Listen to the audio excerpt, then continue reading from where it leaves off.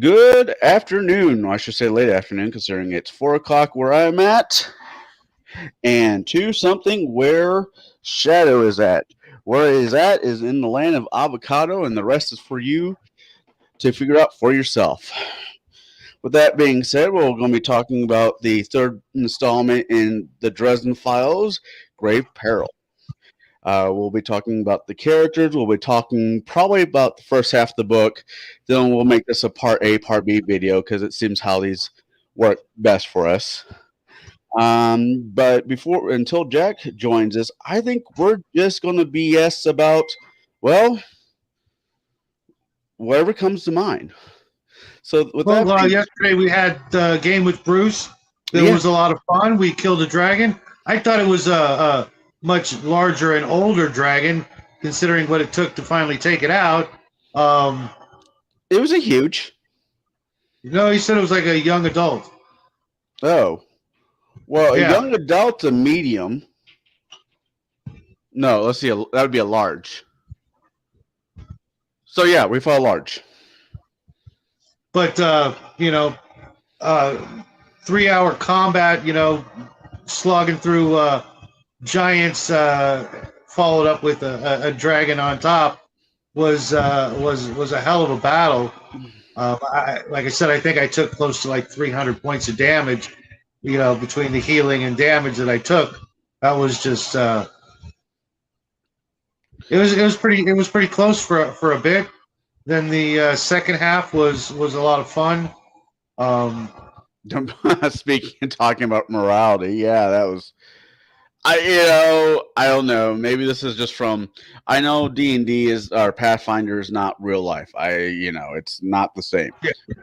Yeah. But I grew up in the Ireland during the 90s, so my opinion of in your face scenarios will be a little bit different than the next person in your face scenarios.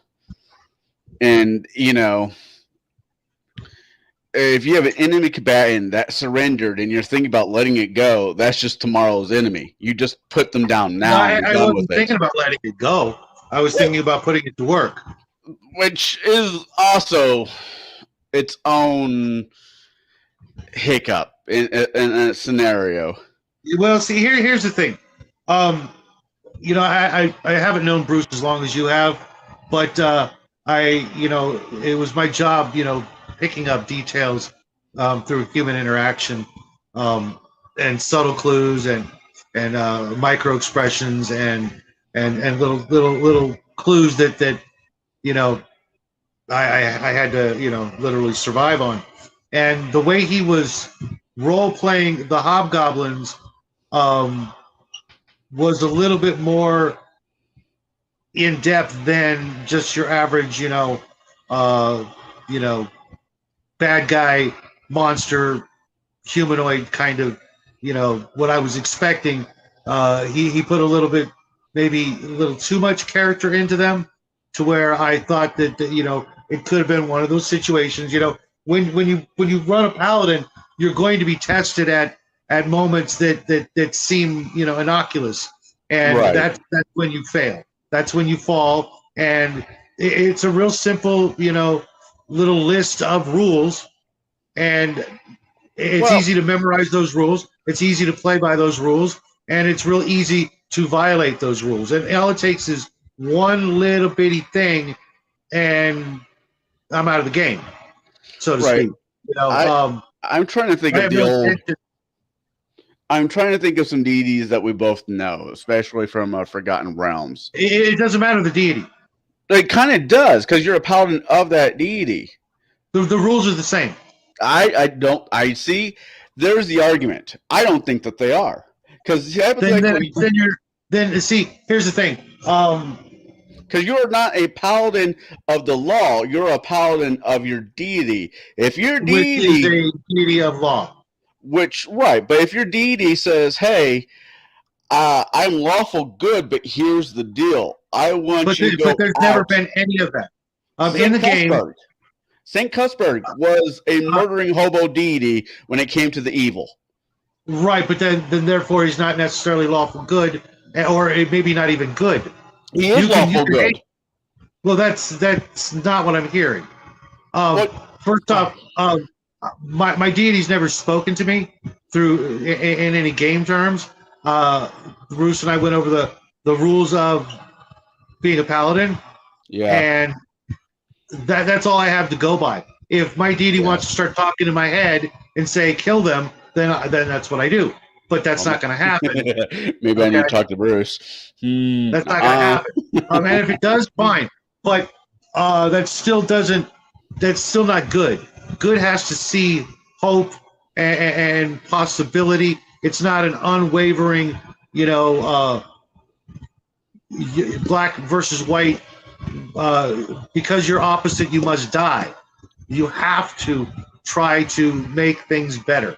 You have to try to convert people through example and through deeds and through exemplifying what is goodness.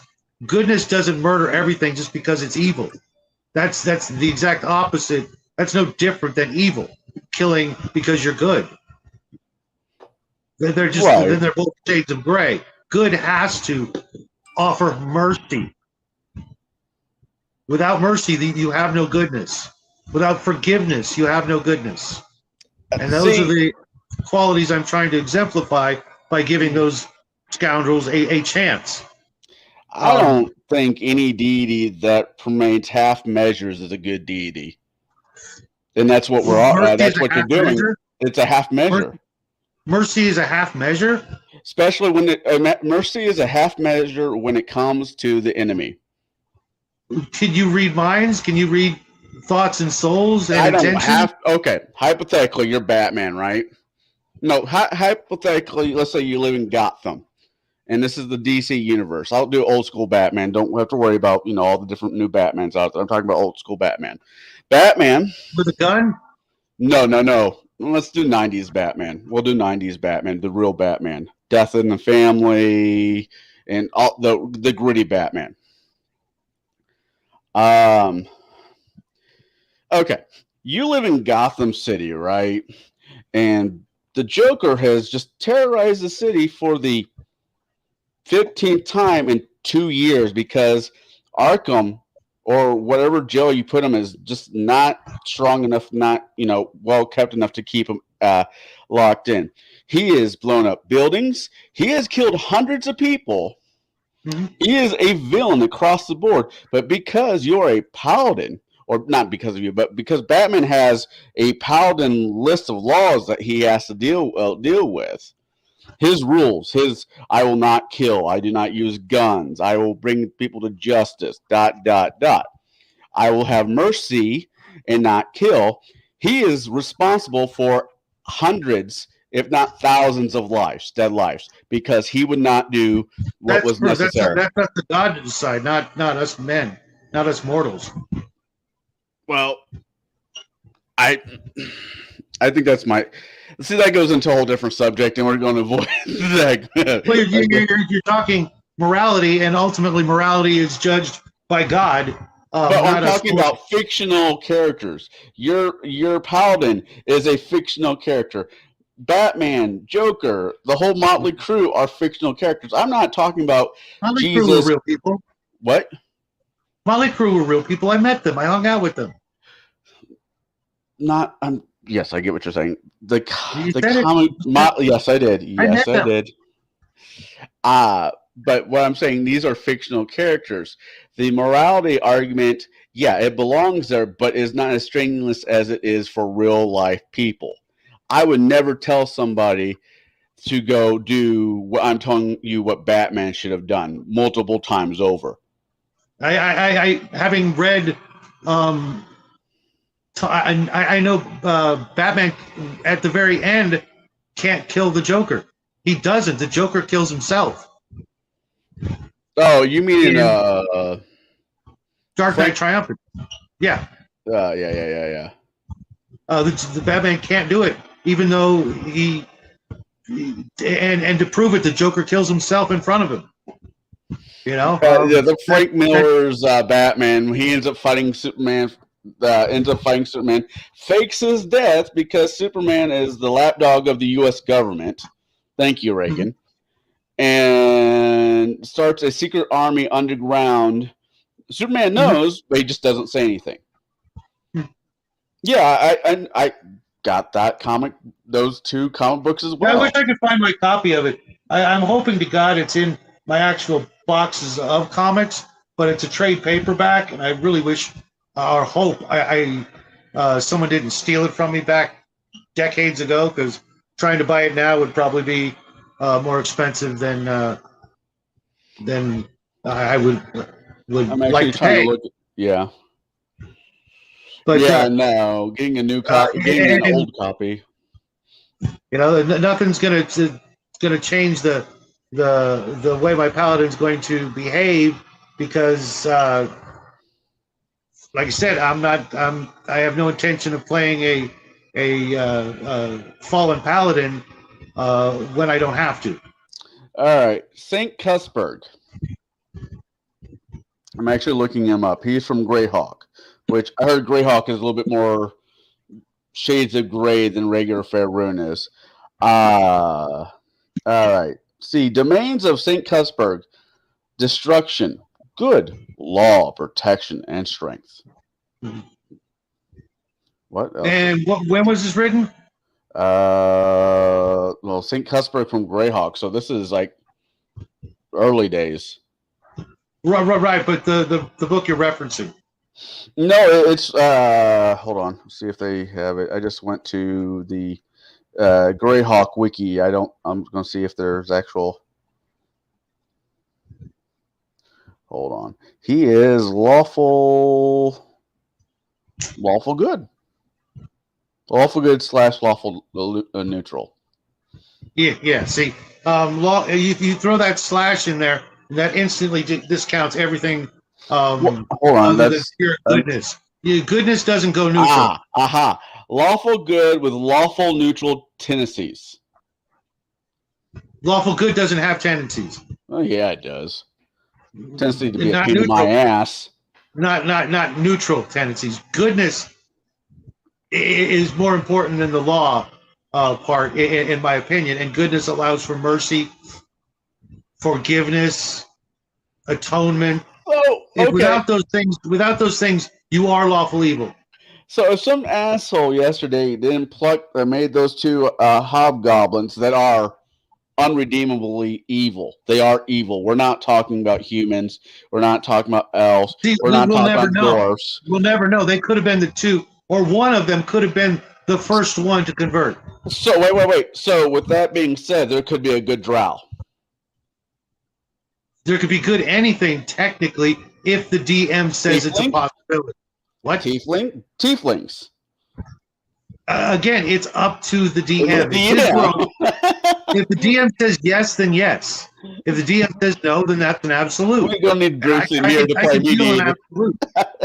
I could deal in absolutes, but Bruce has already shown us that there was one or more potentially evil creatures that were willing to entertain the notion of not being so evil anymore. With that being a possibility, I have to also, I'll never know if a creature is or isn't, lying to me until they've lied and betrayed my trust. I have to, as a paladin, give them the opportunity to beg or ask for forgiveness and redemption, and have a modicum of faith and trust that they will do what they said they were going to do. Until had they done something, had they lived and then betrayed us, I would have been the first to lop their heads off. I gave them a chance. They failed. They died. But they didn't get that chance. Well, what if they would have started a whole movement of new hobgoblins that are lawful neutral instead of lawful evil? They got tired of their evil ways. We did the same thing with those giants who wanted to, okay, hold on. Giants, by not rules as written, by the monster manual, are neutral. I mean, you have good giants and you have bad giants. Hobgoblins are just always evil. There's no middle ground with hobgoblins. Mm-hmm. Mm-hmm. I mean, DMs Until they're in. Until the you want to you want a good playable hobgoblin. Let's play 5e because I think goblins are now and that bugs the ever living shit out of me because hobgoblins. I have no problem with orcs being evil forever, or goblins or hobgoblins or any of those things being evil forever, and being genetically incapable of ever doing a good deed. Okay, but I also understand that at any minute a DM can change its mind and decide that, well, now this one kobold wants to be good. It's a genetic defect and it wants to be good, and you failed the test, Mr. Paladin, by killing the one and only kobold that was going to become good. Just like in John Carter in the movie, even in the books, their race wasn't allowed to really be good. The Tharks were evil. They were all evil. Were those the humanoids that wore red or blue? No, those are the Green Martians. Oh, the four-armed guys? They're all evil. But Tars Tarkas, John Carter's friend, and his daughter weren't. They actually loved one another, and that was a genetic abnormality and a trait of weakness amongst their people. And had it not been for John Carter, they would have been killed for the fact that the father actually knew who his daughter was. That wasn't allowed. You weren't allowed to know who your children were. Everybody just raised them generically, and only the strong survived. Okay, so I have to, play like there is a chance, and with like the Giants, I didn't know if they were evil or neutral or good. I was just under the impression that all the Giants we're going to meet are evil. Maybe some are neutral. In the old days, they were good or evil. There might have been some neutral ones, but there was like neutral good or neutral evil, not like chaotic neutral or lawful neutral. Yeah, so no, I had no idea. And even if they were chaotic neutral, but we're at war with them, that doesn't mean we can't eventually make peace. Because if there is no chance of peace, then we're no better than them. And there's nothing but, eventually only the humans will live, because eventually the humans will turn on the elves and the dwarves and the gnomes and the hobbits and every other intelligent species until there's only one species left and they're all the same alignment. Which is nothing better than humans are kind of xenophobic that way. Right. But goodness, has to have room for compassion and without knowing the way that I'm looking at the Pathfinder bestiarity, without actually knowing which of the ways that Bruce is running his hobgoblins, because that's the DM's prerogative. That right there, at the end of the day, is no matter what me and Shadow say on this, it will fall to the DM's prerogative on how he runs each creature at this. Me and Shadow are just. I'm having fun with this conversation until Jack's coming up. I mean, but anyways, the alignment of a hobgoblin. What do you think the alignment is? Lawful evil. Yeah, they're awful evil fucks. We have a lawful evil asshole in our campaign, in our party. Right, which is something I'm not. I shouldn't be in the party, to be honest. And Bruce is starting to understand that, I think, because while it can go on for a certain amount of time, but after a certain amount of time, if things get worse, I either have to leave, it can go on, or I lose my paladinhood for just hanging out with you guys. And I'm sorry, but I won't do that. It's kind of a weird. If I have to choose, I will leave the party. So, going back to comments, a reference to comment, it is not uncommon for a lawful good character to work with a lawful evil character. Oh, shit, Mark. I just saw. No. finally got to the comment section, but I'm listening. It's not uncommon, especially in comic books and a few stories I know of that have the lawful evil guy work with the lawful good guy until the very end, until the mission is over, because their missions, run parallel with each other. So it's like Batman and Ra's al Ghul, or Batman and Doctor Frost, Doctor Freeze.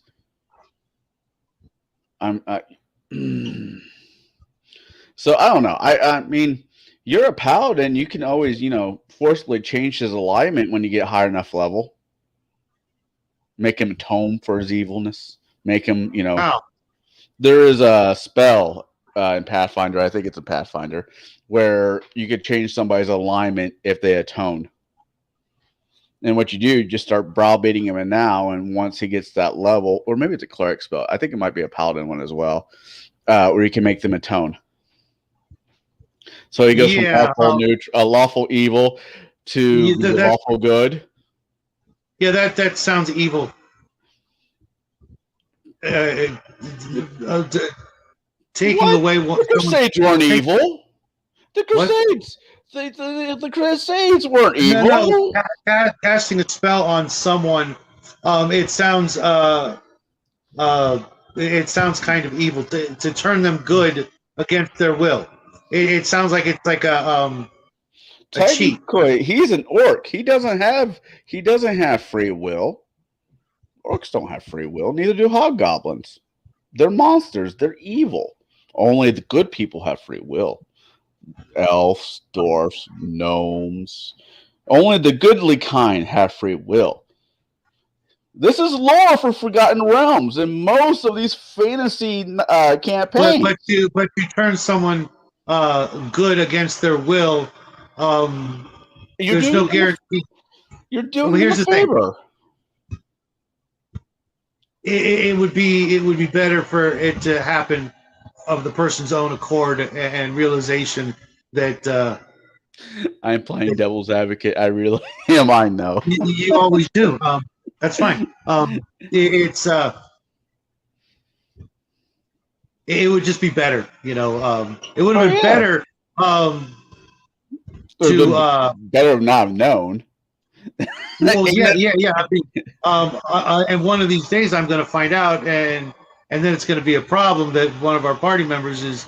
As it appears to me right now, it's like I'm probably the only character of good alignment in the party, which is even more bizarre. I don't know what Bruce was thinking. Like, well, you'd be literally the only person of good alignment in a party of mostly evil characters, so it's probably not a good idea. I'm not evil. I said mostly. I'm not evil. I don't think Travis is there a good the priest. There's good people in this campaign, alignment wise. There are good people. No characters. Well, yeah, player characters. Yeah, there are player characters that might not be lawful good, but there is good alignment, good characters in our party. You just have a couple outliners like me and the evil bastard. I'm not evil. The druid. And the druid, most druids will either play true neutral or neutral good. I don't know exactly how Chris is playing it, but he's probably playing true neutral because that's normally how druids are normally mostly ran. But I don't have actually. I've tried to play good line characters. They bored the ever living hell out of me. Yeah, that's a shame because evil characters. I don't play evil characters though either. To me, that just comes out as selfish. I'm selfish. Neutral is selfish. Yeah. Which is fine that you're not a hero. Then there's really no adventure for you because the townsfolk aren't going to trust you to do anything other than rip them off in the long run. But there's gold in it. You're right. They won't hire you. I see. I disagree with that. I disagree with that because depends on the DM and the storyteller. People are more willing to work with neutral people than they are lawful good or evil. Because no one wants that stick in the mud, and no one really wants to deal with evil. Only because we live in a world that is 90% evil now. Yeah. Oh, Robin Hood. Yeah. Robin Hood. The current world we live in right now is 90% I'm not evil. talking about current world. I'm talking about. And therefore, the players who are world. playing the characters are 90% evil. Is what I'm getting at. Oh, see, I'm not even talking about modern world. I refuse. I mean, modern world being what modern world is. Because it shines a light on the mentality of the players. If people do not want to play heroes and good characters, then what do they want to play? Oh, they want to play the bad guys. Okay, all right, okay. I don't want to be a bad game, guy. you end up in jail and executed. Yeah. That sucks. I don't want to be a bad guy. There's no reward. There's no reward in being a bad guy. But I think chaotic neutral, chaotic good. I will play chaotic good. I will play chaotic good every so often. That's my favorite alignment. Dresden is clearly chaotic good. Yeah, he is chaotic good. He has a. He has a hard line of old fashioned.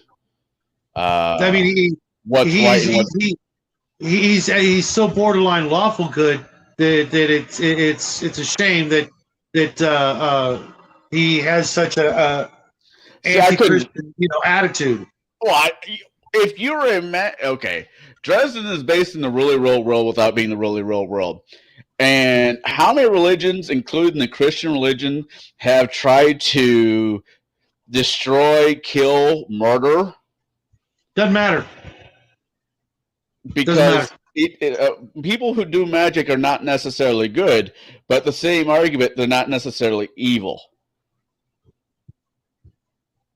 And you get somebody who's a lawful good wizard, but because he does magic in a Christian world, he's already the bad guy. I can't remember exactly what one it is, what book it is. It's like it starts with an E. Thou shalt not suffer any witches, which is a loose transition to thou shalt not. Originally, it was like thou shalt not suffer any evil witches. Witches to live, but it was originally supposed to be evil witches. Then, as the Bible has been trimmed and edited and reworded, it went from "Thou shalt not suffer an evil witch to live" to "Thou shalt not suffer any witches to live." Right, which is the way it should be. I see. I disagree, but that's people are people. As long as they're not doing evil acts. Witchcraft is evil. Who says the magic doesn't come from God? It's just a different avenue of God. Because God says don't do it. What? God says don't do it. The Bible says don't do sorcery. Therefore, witchcraft. Therefore, try to pervert the laws that I have created as God. Do not try to bend or break my laws because I made them. You didn't. You don't have the right to do so. By that argument, Gandalf is evil. Gandalf lives in a world without God. There's God. Therefore, there's no God in the Lord of the Rings. Yeah, there is no Jesus. There's no Christian God, but there is a God in Lord of the Rings. There's no religion in Lord of the Rings. Actually, Gandalf is a fucking angel now that I think about it. I understand that, but there is no religion. There are no temples. There are no priests. There are no churches. Right. There may be a God, but apparently he doesn't want people to follow any rules. No, if you read, there's no Ten Commandments. What was it? It's not the Lord of the Ring. It's not the Hobbit. It's the other book. Silmarillion. Yeah, they talked about right, which a book which 90% of Tolkien fans have never read, and in the Hobbit and the Lord of the Rings, there are no churches, temples, or priests. Therefore, there is no definitive religion. There are philosophies and things like that, and cultural. Traits, but there is no religion because Tolkien did not want to put that into a children's book, Right. that being The Hobbit. And Uh, in the that grown-up version that comes next, The Lord of the Rings, there were also no religions, no churches, no priests. Therefore, God didn't care in Tolkien. God didn't care what people did. He was just going to do whatever he had planned anyways, which was apparent in Gollum biting off the ring at the very end. No, I get what you're saying. It's just by that I'm just using that logic. It's like if anybody does magic is evil, I totally then agree. I Totally disagree agree with that. I don't. Or they're deluded or unaware. If the The Bible only says don't person do it, here's the problem. it's no different than murder. It should have been a commandment, but it wasn't. That as a magic. Well, hey, magic doesn't exist in the really real world. Anybody who thinks magic does exist in the real world is a fucking has to go talk to somebody. I can't prove it either way. I just know that if the Bible tells you not to do something, then I'm not going to do it. I mean, I'm still going to do a lot of things the Bible says not to do. But that's kind of a weird one. I mean, we lie, we cheat, we steal, we look at women we're not supposed to, we eat things we know are bad for us, we smoke, we drink, we do all kinds of things. Everything we do is practically sinful. Other than going to the mountain. But there must have been a reason for that particular thing to get such a mention. It was reworded. Because if I have I have a person I know back in college that was going to college to be he was Jewish. He was on his way for rabbi school. And me and him were just joking, comparing the Christian Bible to the Jewish, the first commandment, and the King James versus their Bible. It's like, that's wrong, and that's wrong. I'm like, how's that wrong? Well, in the original Testament, which is Old Testament, it should be like this. Here's the thing. My Bible's about 100 years old. Yeah. Okay.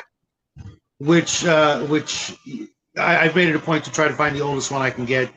Without dropping a couple $100 on something in Greek or Aramaic that's older than my state. Oh yeah. Well, the King James technically is older than your state. I look at it like this. God wants me to read from the one that I have because that's the one that I got. And if the one that I got is all that I can get, I'm pretty sure God would not allow the entire world to be deceived by a printing company because they mistranslated the Bible and the Word of God. I'm pretty sure he's made it so that what's being read is what you're supposed to read if you want to follow his word.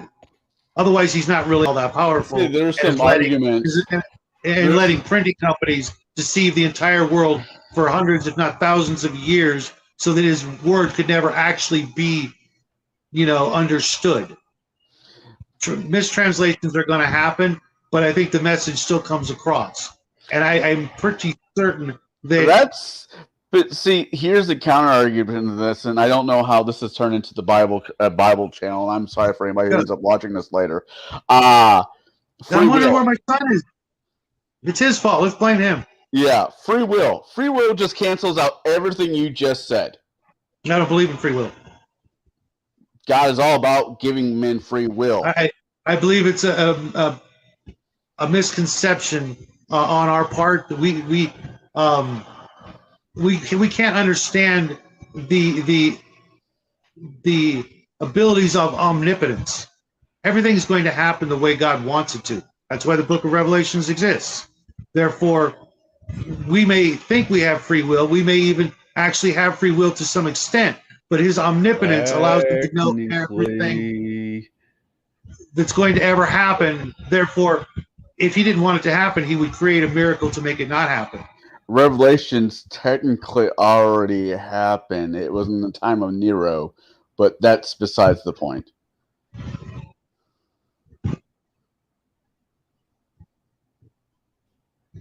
Everything okay over there, Hoss? Yeah, I was just typing something. I'm waiting for Max to come in and tell me we're both wrong.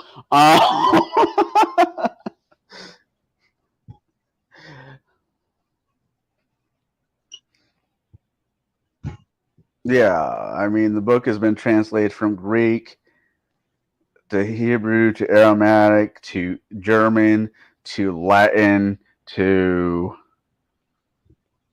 fucking Klingon, as far as I know. And Yeah, things but do get to think lost in that translation. to think that the entire Bible is completely null and void because it's been mistranslated a couple of times. Well, when you That have a king that locks 40 monks in a tower and then God says, doesn't actually exist because his entire word has been perverted since day one. The first typo ruined everything, and therefore, you know, his I whole message has been do, misinterpreted, and we can never get it right, and we've all been doing it wrong. We're supposed to be doing a whole bunch of other things differently. I, That te- that that doesn't, that I doesn't want. technically do have a Bible somewhere that says the word of dog because it was a misprint and it's supposed to be the word of God. Mhm. That But may not have even been a misprint. That may have been a disgruntled if you employee. open up the book, it's a legit Bible. It's a King James Bible. Um, but I don't know. But here's the true and honest answer to all of this is the only person who has the answer is God Himself, and the only way to find out the answers is to die, and no one's come back to say who's right or who's wrong as of yet. Well, You that's can say weird that you mentioned that. Jesus.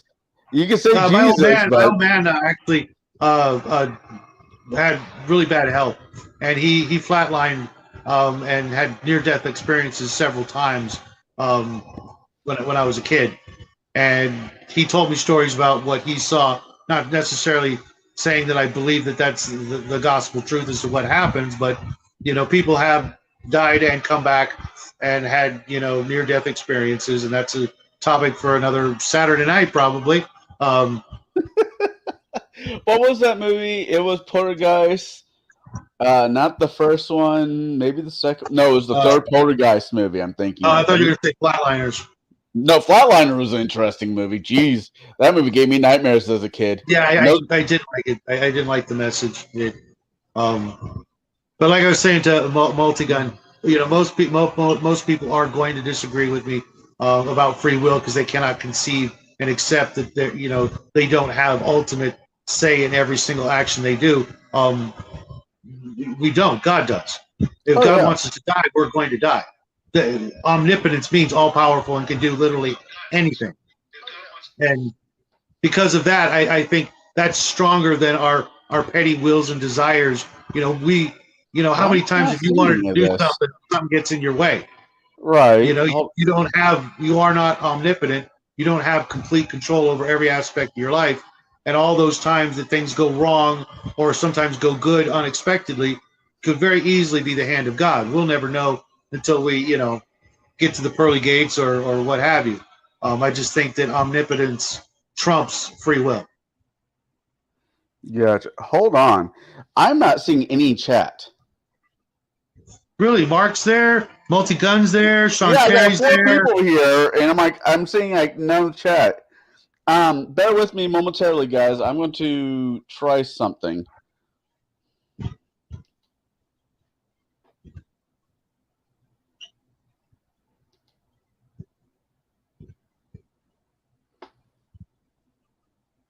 That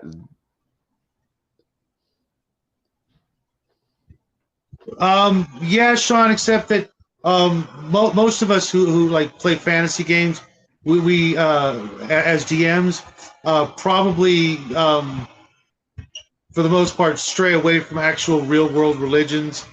Um, Thanks, Multi.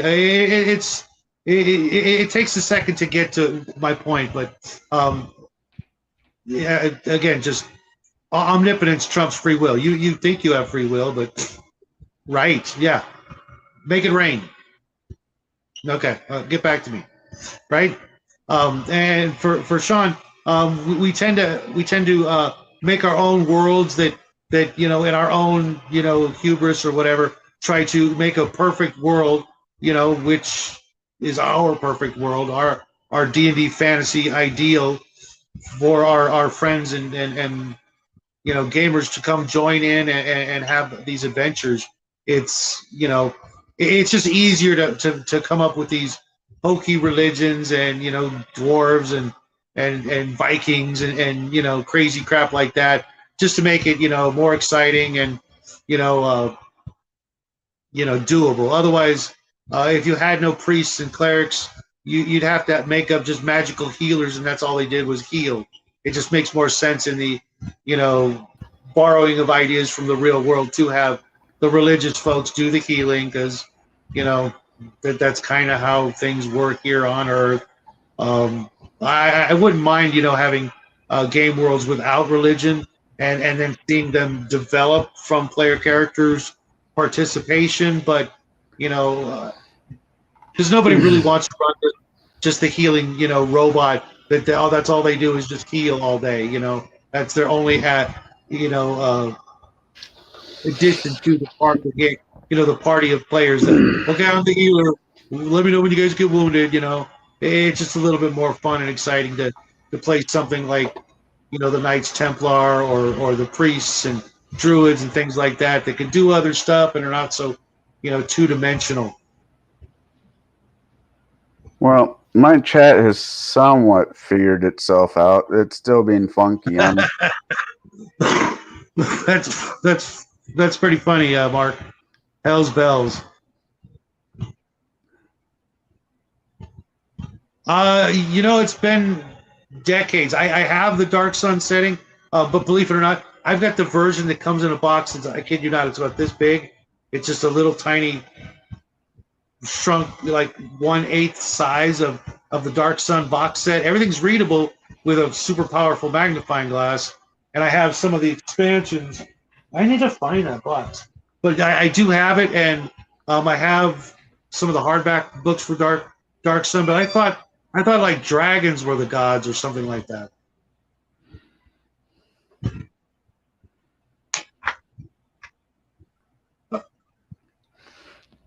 Hey, Cigar DM, how you doing, man? Yeah, it doesn't even show up in my own chat.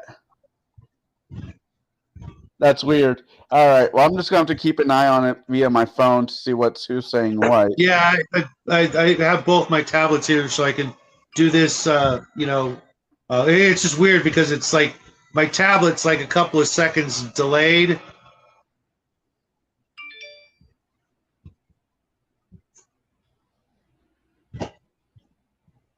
But it's also one of the reasons that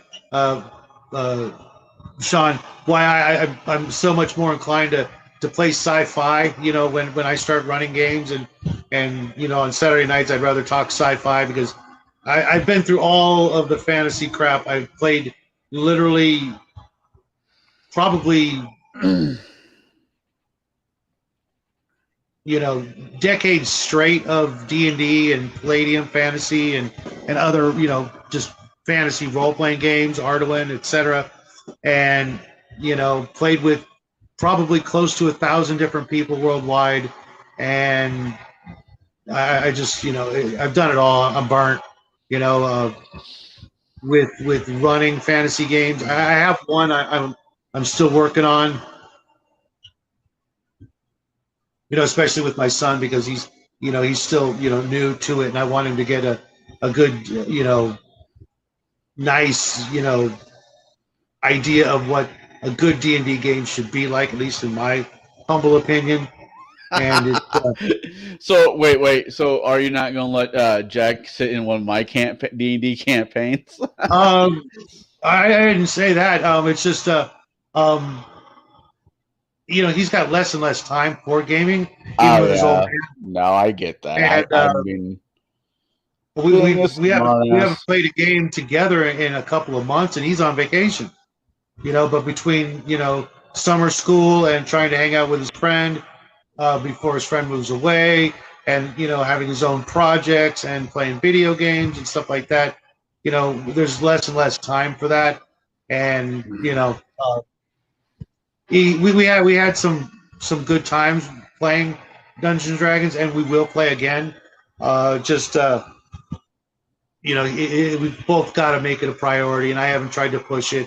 And hopefully that won't be something we regret later on, not playing more, and we will get the opportunity to play again. Christmas vacation is often it has always been one of the times that we always make time to play D&D. I think because when I was a kid, I actually had a couple of Christmases where I actually got Dungeons and Dragons books and modules and things for as Christmas presents, and not just for my parents. My brother, who we never got along, he actually, one time that he had a spark of human goodness in him, actually got me something that I still have to this day, before he went off to prison for the rest of his life.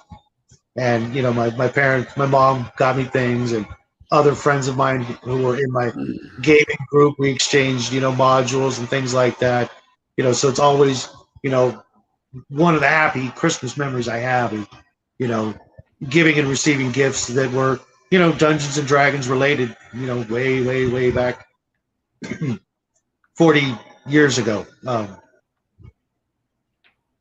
Jack is a busy guy, and he is right now. He's listening to the Dresden novel, trying to catch up as much as humanly possible. There he is, sneaking into the studio, which is weird because it's exactly time for my usual intermission break. So I'm gonna let him come on in. I will be back in a minute. I've got to get rid of 2 empty water bottles. Button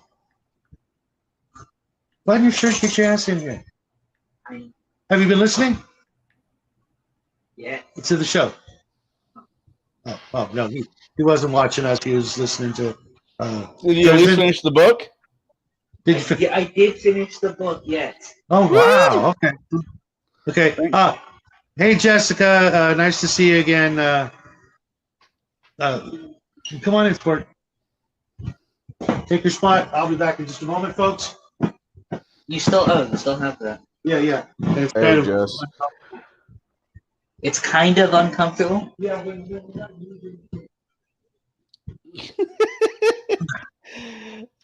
So you did hear me and your dad ranting over the. We're actually having a conversation about the Bible and all its piccadillies. I did not know that. Huh? Weird. You weren't here.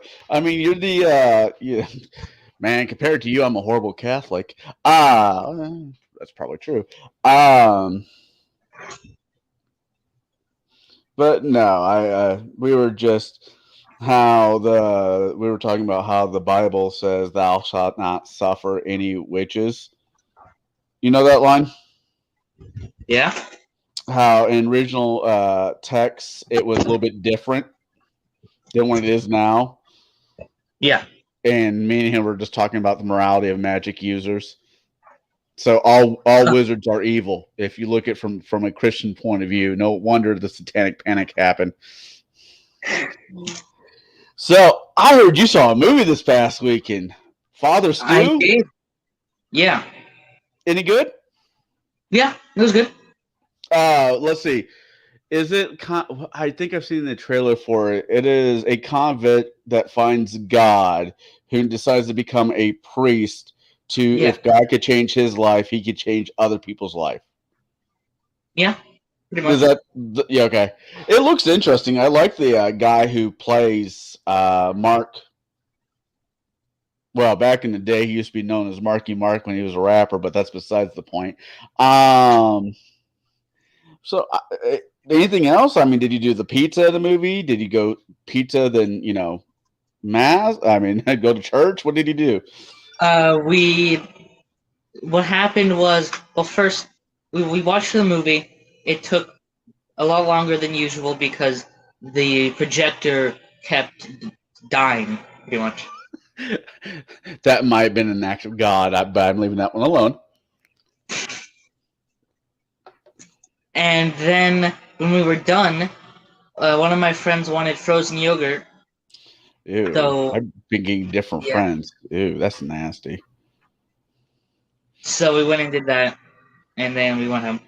I mean, I'm barely friends with people who like pineapple and ham on their pizza, but yogurt, frozen yogurt, there's the line. Lines must be drawn, young man. Yeah, I think pineapple pizza is my dad's favorite. Oh, that explains everything when it comes to your dad. All you need to know is he allows pineapple on his pizza. I think my mom's favorite too. Do you like pineapple on your pizza? I don't have as big of a problem with it, but it's not my favorite. uh, my daughter is a little bit of a pizza snob. She loves her pizza, but she's a traditionalist. You know, pepperoni, cheese, bell peppers, no mushrooms, but you know, basically fairly reasonable pizza. And she's like, "Who puts fruit on their pizza?" I'm like, "Baby, don't. There's already fruit on your pizza." She's like, "There is not." I'm like, "Tomato sauce is a fruit. Technically, a pizza is a pie." That is, And I, she's like, "It is is not." it? Yeah, pizza by definition, pizza is a pie. What is the definition of a pie? It is a crust with fruit. Was it? Because that's not true. Hold on, because there are meat pies. It is a crust with filling. A crust with filling. Well, it's not really a. Well, is it? Yeah, It cheese, pepperoni. it could be a that. I don't like that. I don't like any of what I'm hearing. But I think you might be right. I just don't like any of it. If you guys, for those who are in chat, if you already haven't liked and subscribed, please do. Today should be a very interesting show. We're already breaking Jack on the concept of pizza, and guess what? Boston cream pies is a freaking cake. I don't care what anybody says. Uh but so we're going to be talking about. We'll be talking about Dresden. I'm glad that you finished the book. What did you think of the book before we get into it? I was liking it until he said assault weapon and instantly dropped to 0 out of 10. You and your dad. Okay. Here, and I'll make this argument again. Assault rifle is a generic word. Very generic, yet. So if you are a person who knows about them but doesn't know the difference between an Uzi and AK-47 versus a MK something whatever, assault rifle is a safe word to say. Would you agree with that? Yes, but I still don't like it.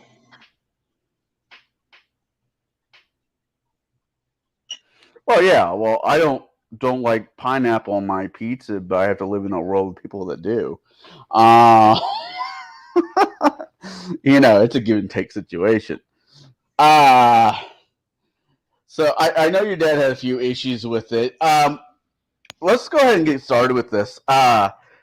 Any particular new character? Any character you like more than previously?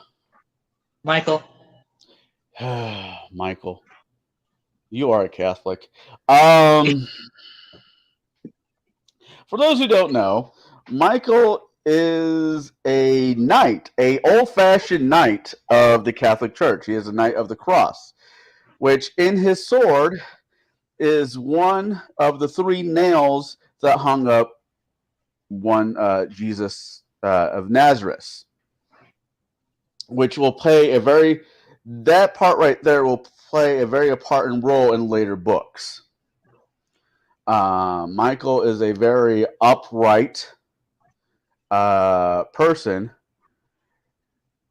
Yeah, no, I agree with you, Michael. I agree with you, Mark. Michael is a great counterpoint to Harry. I really do. I agree with that. I like could not be Bob. more proud of this little monster. I was listening downstairs while I was doing what I had to do. First off, pineapple pizza is a gift from God and heaven above. Second, assault weapon is a made-up brainwashing term. It's nonsense. It's lies. It's It bullshit. is a generic word. That's all It is misdirection. It is evil. It needs to be stricken from all records. Well, there's a lot of words that should be stricken from all languages, like pineapple on pizza. But we can't always get what we want. But to I quote live the in great California. I can get philosopher, pineapple almost all year round, and I will. I will put pineapple on every pizza I ever make, whether it be thick crust, thin crust, French bread pizza, which is the best of all the pizzas. And Michael is the best thing that ever happened to the Dresden novels. He is the best character, hands down. The sheer fact that he's hanging out with a paladin who actually has a holy sword with one of the 3 actual nails of the cross, and yet Dresden still can't wrap his tiny little mind around the fact that God does in fact exist. In the Dresden novels, God and Jesus were actual facts, and he's seen proof and evidence, but yet still has this attitude where, I'm a little too good to fall for all that superstition. Is just insulting beyond words. As we talked about before, if you are a member of a group of people that has the ability to cast magic, I would become a knight or squire to Michael. You wouldn't. I would become Michael's squire and kiss the ground and walk on. You can't. You can't, because you use magic. Therefore, you're evil. We've had this conversation. And I would, having seen the miracles that Michael is capable of, I would renounce my magical ways and find a church somewhere that would forgive me and spend the rest of my life atoning and doing whatever I could do. You would forgo the gift of God, because all abilities that are given upon man are considered gifts of God. If you don't believe me, talk to your son. It's a concept in the Catholic Church.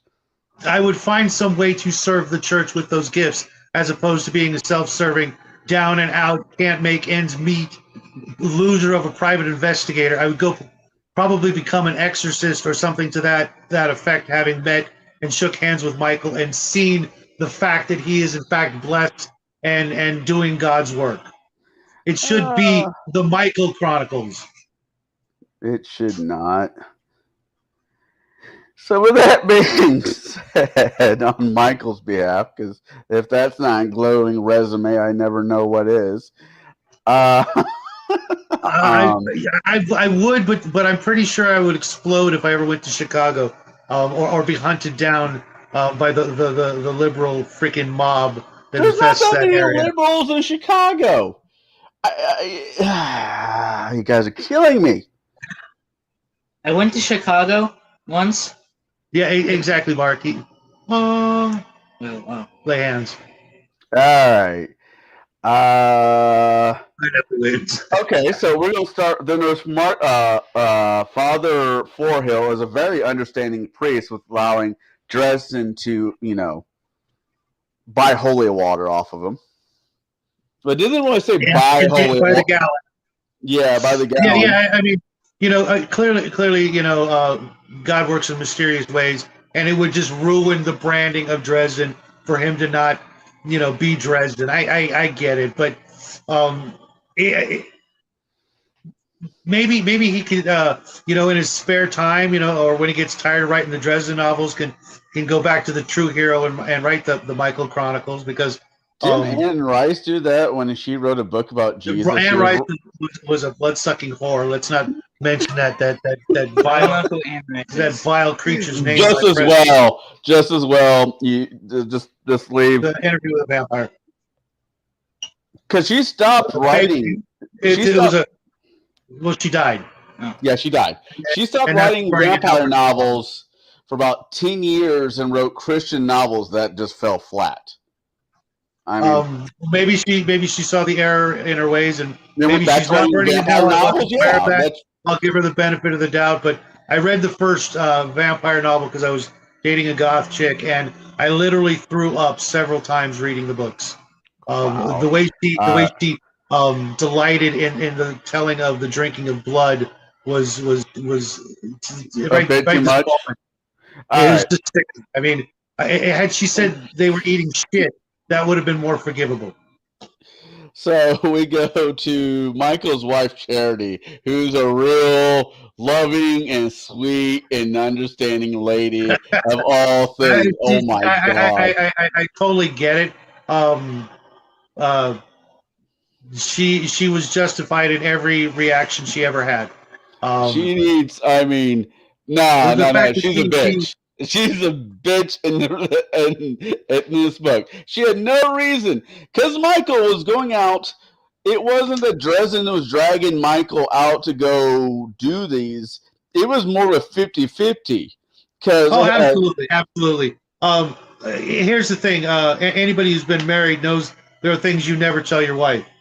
The first, or your the first husband. of those, well, who cares?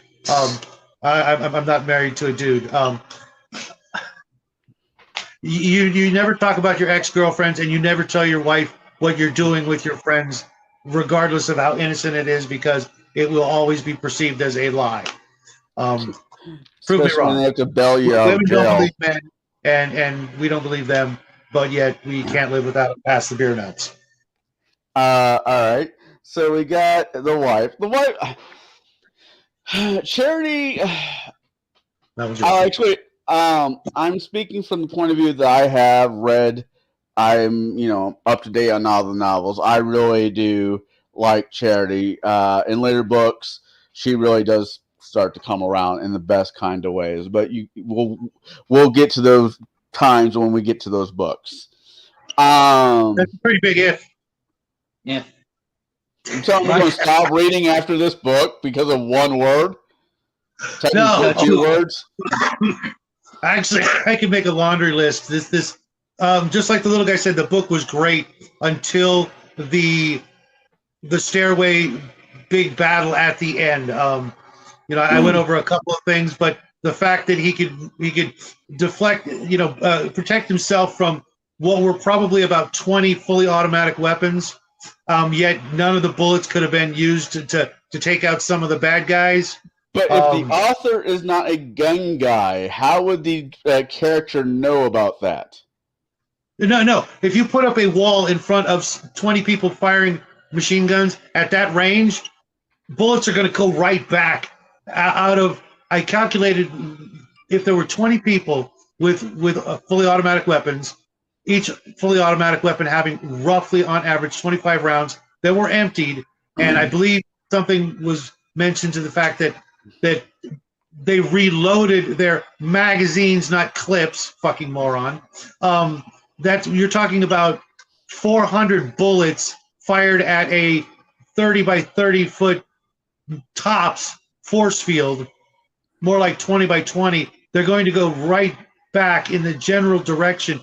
At least 5 people should have died from the bullets, including the head bad guy, Vampire Bitch, who should have taken about 4 rounds herself. Yet nobody, or maybe 2 people, got winged.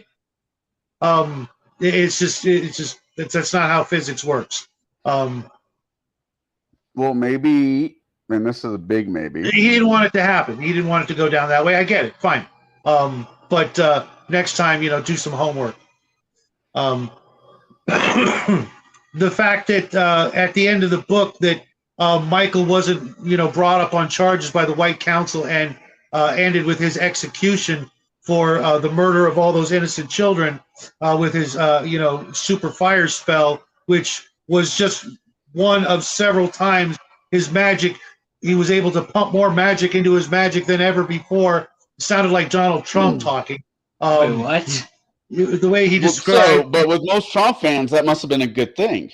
If you sound like Trump, the golden statue that the Republican Party built for him, it's a mouthpiece.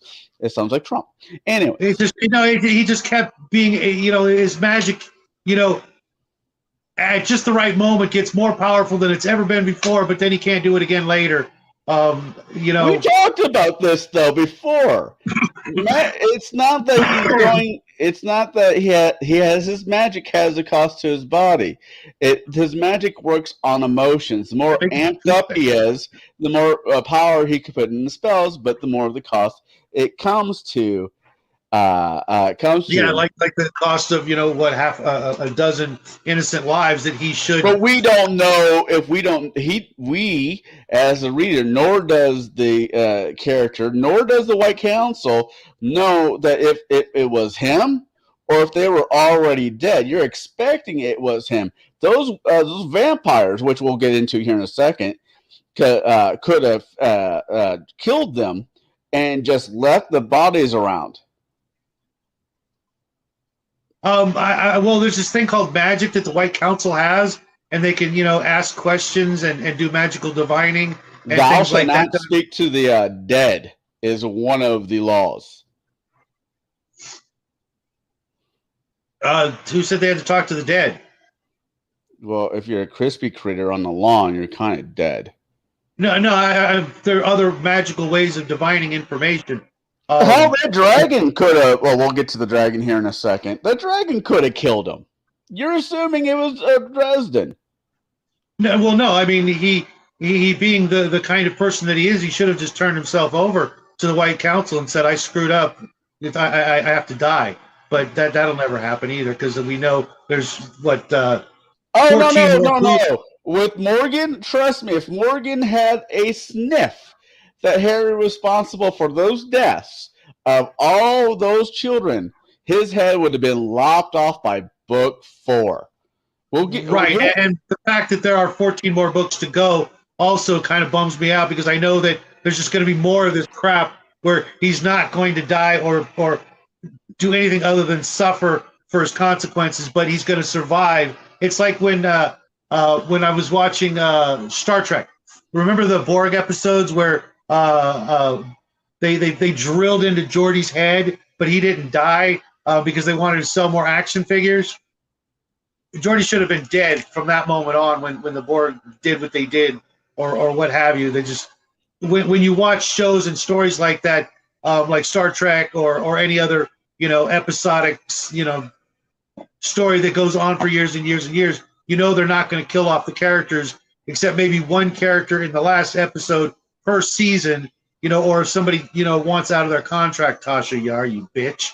What was it Max just said? I can't post anything because my StreamYard's I didn't even see Max was here. Yeah, Max is there. He's been. Hey, what's up, Max? Sorry we had to cut out of your show. It was a great show today. I really liked the original version of Beyond the Supernatural because it had some magic stuff in it. This book seems like it. You just need the other half that they haven't had the time to write for Beyond the Supernatural. So hopefully, when I win one of those free books, it'll be like After the Bomb, or member of Heroes, his thing, or Heroes Unlimited, because oh yeah, yeah. God, I wish I. Oh, there. No, I have no idea what's wrong with my comment. I that just sucks.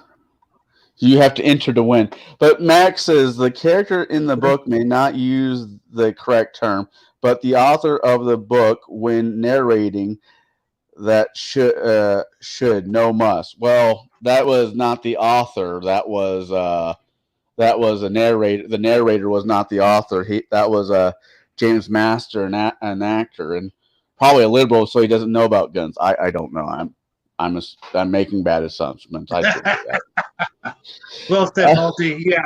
No, I just have a problem when I know that the main hero cannot possibly die. But that's not that. But you're jumping the gun. More books. What? But you're jumping a gun.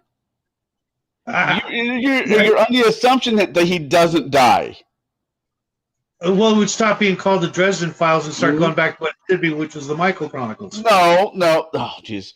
No. You're presuming that he never dies. Not without reading all the other books. I'm assuming that he's still alive somehow in book 17. That's all I'm saying. Technically, doesn't he die in this book? Which one? This book. No, he doesn't die in this book. He comes really close, though. Really, really close. But some would say, Great Peril. Doesn't he die in Ghost? Heck, did he die in the story? Oh yeah, he did. He allowed himself to die for a minute so that he could pull a freaking fourth wall barrier break and bring his own ghost to help him out of a pinch. Let's see. He died. There you go. He died. Yeah, but all right. Let's but moving on to the characters. Because I'm having fun with this. Which one should we talk about? The head vampire. The head vampire. She is a member. Okay, there are technically three different. For those who don't know, there are three different courts of vampires. There are the white court. There is the red court, and there is the black court. And the best way to explain these courts is they really like people with boss uniforms. The white court are your incubuses and your succubuses type vampire. They're the slutty vampires. They're the slutty vampires. Yeah. The red court is the vampires that we had in this one. They're wearing flesh suits, but they kind of look like rubbery bats underneath the flesh disguise. They come from South America. And Mark, you're right. Then there's the black court, which is the Dracula. The Eastern European vampires, Dracula, and all that. And that's the black court. They're more like liches almost. They're weird. Of all the stories, I like it when they die the most. Wait, I shouldn't say that. All vampires need to die. Not all vampires need to die. Vampires are gay. Yeah, they are. They are. Speaking of vampires, other than Maeve, because it just got brought up, because Maeve is a black court vampire sorceress. Then you have Thomas Wraith, the white court vampire. Okay, there's something I need to just get out. I remembered as soon as he mentioned his name. Whenever Thomas Wraith was mentioned, I couldn't help but picture him as Buck Strickland. Who is that? King of the Hill? Oh. I don't remember that character from King of the Hill. You don't? That's weird. Is it Buck the one who's bald? No. There's multiple who are bald. Yeah, I'm having a complete... Just tell us. He's Hank's boss. Oh, God. I can see where you're going with that, but he's not. I don't know why. It doesn't make sense to me. Because I don't think there's a connection there. Maybe a little bit, but not a strong connection. It just... maybe it was his name? I don't know. Mark says Thomas was the idealism metrosexual in my mind. Yeah, I give you that one. A guy that's very well groomed, takes care of himself. It's not a gay or straight thing. He's a pretty boy. He's a straight pretty boy. Had decent taste in women, but you know what they say about crazy. Yeah. No. You'll learn when you get older. Yeah. Yep. Well, speaking of his girlfriend Justine, Thomas's love interest. I didn't hate her until she was locked in the laundry room with Dresden. Then I despised her and hoped she came to an untimely end. We'll get back to that one later. Marv, Justine, Thomas. What did you think of Morty, the psychic who could talk to dead people? He was yeah, I remember. He was a character in the first half of the book before they went to the party. Right. I'll tell you later. He is a necromancer. He is a psychic. But he had the ability at one point to actually talk to ghosts. I mean, then he just kind of gave up and sold the trick down the river. I think it was just a bit, minor character that I didn't really. I thought he was a coward.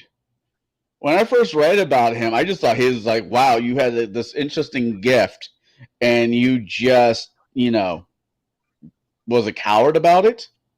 Just gave up on it. Yeah, Yeah. I didn't I pay can see him. that. I didn't, pay much attention. I just moved on. Yeah, I didn't really think about him much after, like, once he left, I didn't really think about him much. Then you had, well, I like Bob. Bob is probably my favorite character. Bob's humorous. I won't deny it. The fact that they didn't destroy Bob when the vampires had the chance was a little weird. The fact that they didn't destroy Dresden's staff and wand and bracelet and just light him on fire and be done with them, was stupid. Yeah. Okay. Then you have, oh my God, and not many fictional characters make my back get goosebumps. Where it's like, oh my God, Harry's godmother. I don't. Here's the thing. She clearly wants to bang Dresden or something, and He I'm wants to just keep wondering. Dresden safe because she is his godmother. She technically owns him not owns him, but is responsible for him as the role of godmother. That's why you never give, if you're a person of faith or whatever, you never give the other side the iggity biggity, the never the title as in godfather or godmother to your child, because that could go bad, and his is a very example of it going bad. Why did that even happen? Yeah, there's so little explanation as to why she's godmother and why this cougar wants to diddle her godson. It's just creepy, disgusting, and a little Off-putting. pedo-ish. Well, they're both adults. Her Yeah, and but the they didn't hundreds start of out that thousand way. years old. It didn't start out that way. She was his godmother when he was a baby, and now she wants to, finally do the deed. Now that okay, the age of consent is gone by. Something tells me that a magical demon creature doesn't. Not a demon. Not a demon. I know that sounds like a weird place to draw a line, but she's not a demon. Demon is what Harry summoned in the book before to get information. That's a demon. This is a fae. Completely different creature. Maybe, Mark. I don't know. I'm not even certain that I'll ever find out. Just because some drastic changes have to take place before I'll be able to make it through 17 or 14 more of these books. Oh, come on. Don't give up on me. They're good books. Hello. Legion of Myth, you can, but you got to hit the lotto first. And then it will be a guaranteed profit. So keep hitting that lotto. What? When you win, and you're 90 years old, you will have that 20-year-old. What? Hopefully, though, I hate to say this, but I hope you don't win the lotto. I hope you just make your money some other way, and you and your wife have a nice, happy life together until death. Poor Jack. Poor Jack. He's like, what the hell are you talking about, Dad? Well, what just happened? Legion of Myth. Legion, he was saying it. Hey, when I'm 90, if I can get a 20-year-old, that's a win. Yeah, and that's, you don't want to spend the rest of your life with your wife. She seems like a nice person. She puts up with our singing, so that's a plus. Yes, I'm going to bring that up every chance I get, just because. Why though? Because of that reaction. Jade, how the hell are you, man? Welcome to the show. Doing fairly well. Sorry, I missed the opening. I had Baron G over you didn't get set up for just religious paladinly stuff. No, he plays a paladin as well. I think you're all fucking nuts. No, I needed a bit of assistance getting things set up for Wednesday because I apparently don't know how to stream Yard. So. Oh yeah, it takes 24 hours for it to. Yeah, once you get it right the first time, and you remember to sign off properly, it's all good. Like, all right, bye guys. Yeah, I left one of my streams improperly, so Connell had control for a few seconds. It was amusing. It was. Okay, so I know I'm going to ask Mike this question. I already know. I mean, not Mike, Jade. This question. I already know his answer because me and him have talked about these books a lot over the years. Well, yeah, a lot. Which is not a bad thing because these books are worth, in my opinion, are worth reading and worth talking about. I mean, this very well could be the modern day, one of the better classic novels of our generation later on, compared to all the other crap that's out there. Twilight. Okay, you have a point. That's a given. I've made sequels in the restroom better than that entire series. I still don't get that. I don't get that. Why? I get it. Why?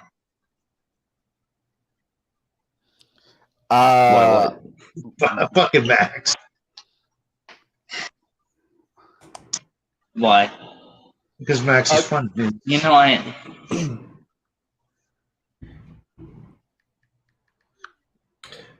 Y'all can hear me, right? Yeah. Oh yeah, absolutely. Okay. Yeah. We just like awkward silences. Sorry, I was just playing with my audio daughter. settings earlier. Your favorite daughter. Your favorite character is, I'm guessing, Michael as well. Oh man, at this point in the series or in general? In general. Oh man, that's a tough one. There are some really great characters. Let's say at this point in the series, let's narrow it back down. By book 3, I'd have to say, yeah, Michael Carpenter is my absolute favorite character. To me, he embodies everything that it is to be a paladin. In my understanding of what a paladin is, he does what he does for the right reasons, always for the good, and he never jeopardizes his morals. Even with little things, talking about like his little comments about swearing, taking the Lord's name in vain. All those little details were actually really enjoyable. Yeah. Michael, especially in book 3, he's a very enjoyable character.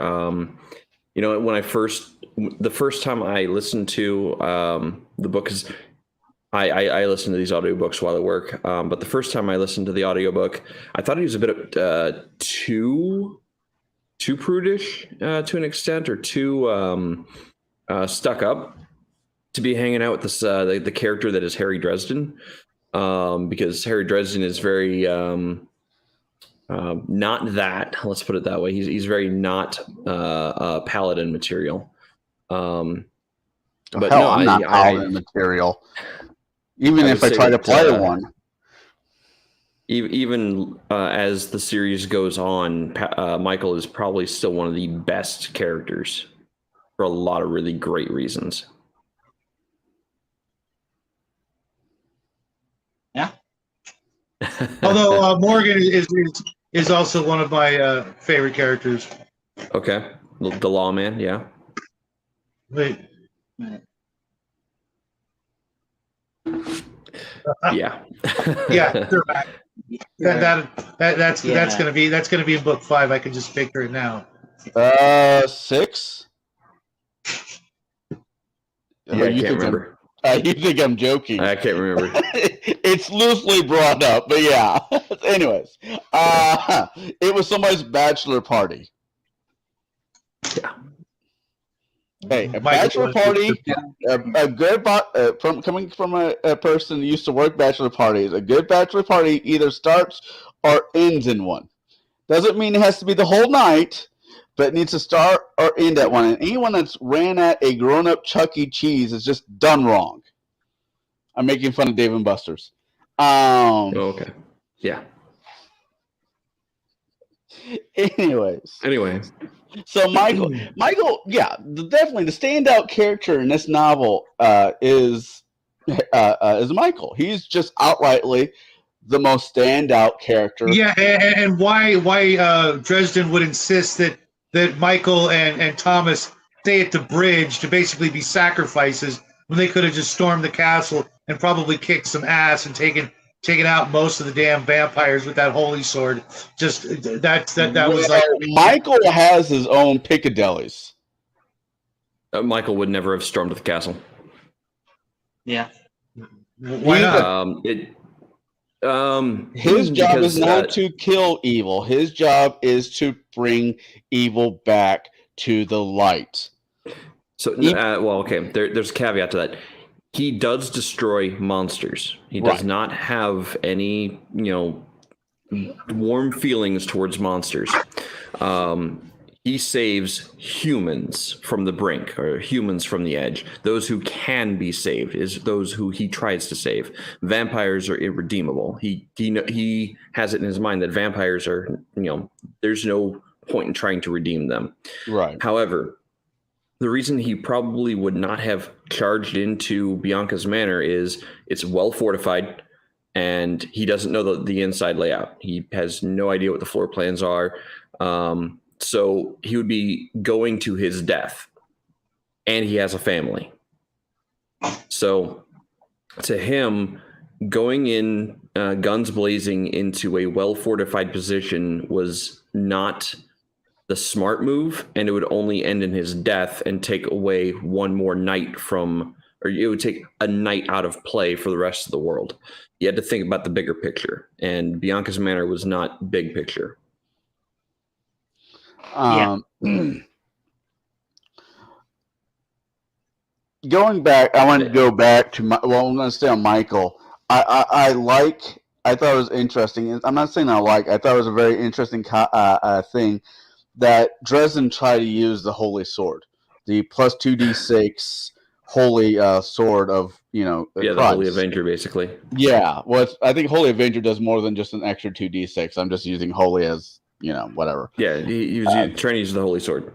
Right, and because he was using it improperly, it was lost to the Godmother. Yeah, to the Nanshi. And I thought that was a very interesting way to do that. You're basically taking the wand or the staff out of Harry's hand when you do that with Michael and his sword. I think that has a lot to do with the sword itself, the power that resides within the sword. It cannot be used for ill intent. And he was basically trying to worm his way out of the deal that he'd made with Leah. So he was basically lying to her, and acting in bad faith. And while the sword is all about faith, so if you act in bad faith, the sword is going to turn on you and not allow you to use it. It's kind of an intelligent weapon. Well, yeah. Yes. Yes, it is. It is very much an intelligent weapon in its own right. It's how I would run an intelligent weapon in a tabletop RPG. It has a purpose. If you act contrary to its purpose, it's not going to work for you, or it's not going to end well for you. Yeah. Who was your guys' least favorite character other than the Big Bad? Everybody doesn't like the Big Bad. Was there a Big Bad in this book, or was this the varies of bad? It's a toss-up between Dresden and Murphy. Ooh. Ouch! You're just mad because he said assault rifles. No. I from the very beginning, I could not stand Murphy. To this day, I have seen nothing about Murphy that does anything for me other than want to defund that particular police department. She is tiny but fierce. He hasn't got there. There's nothing about her I like. Nothing. Yeah, Kronos. I mean, that guy was kind of. No, he was. I mean, he was nothing compared to the vampire. Bianca. Yeah, Bianca's the true big bad here. Bianca Ortega. Yep. You were gonna say something, Kingman?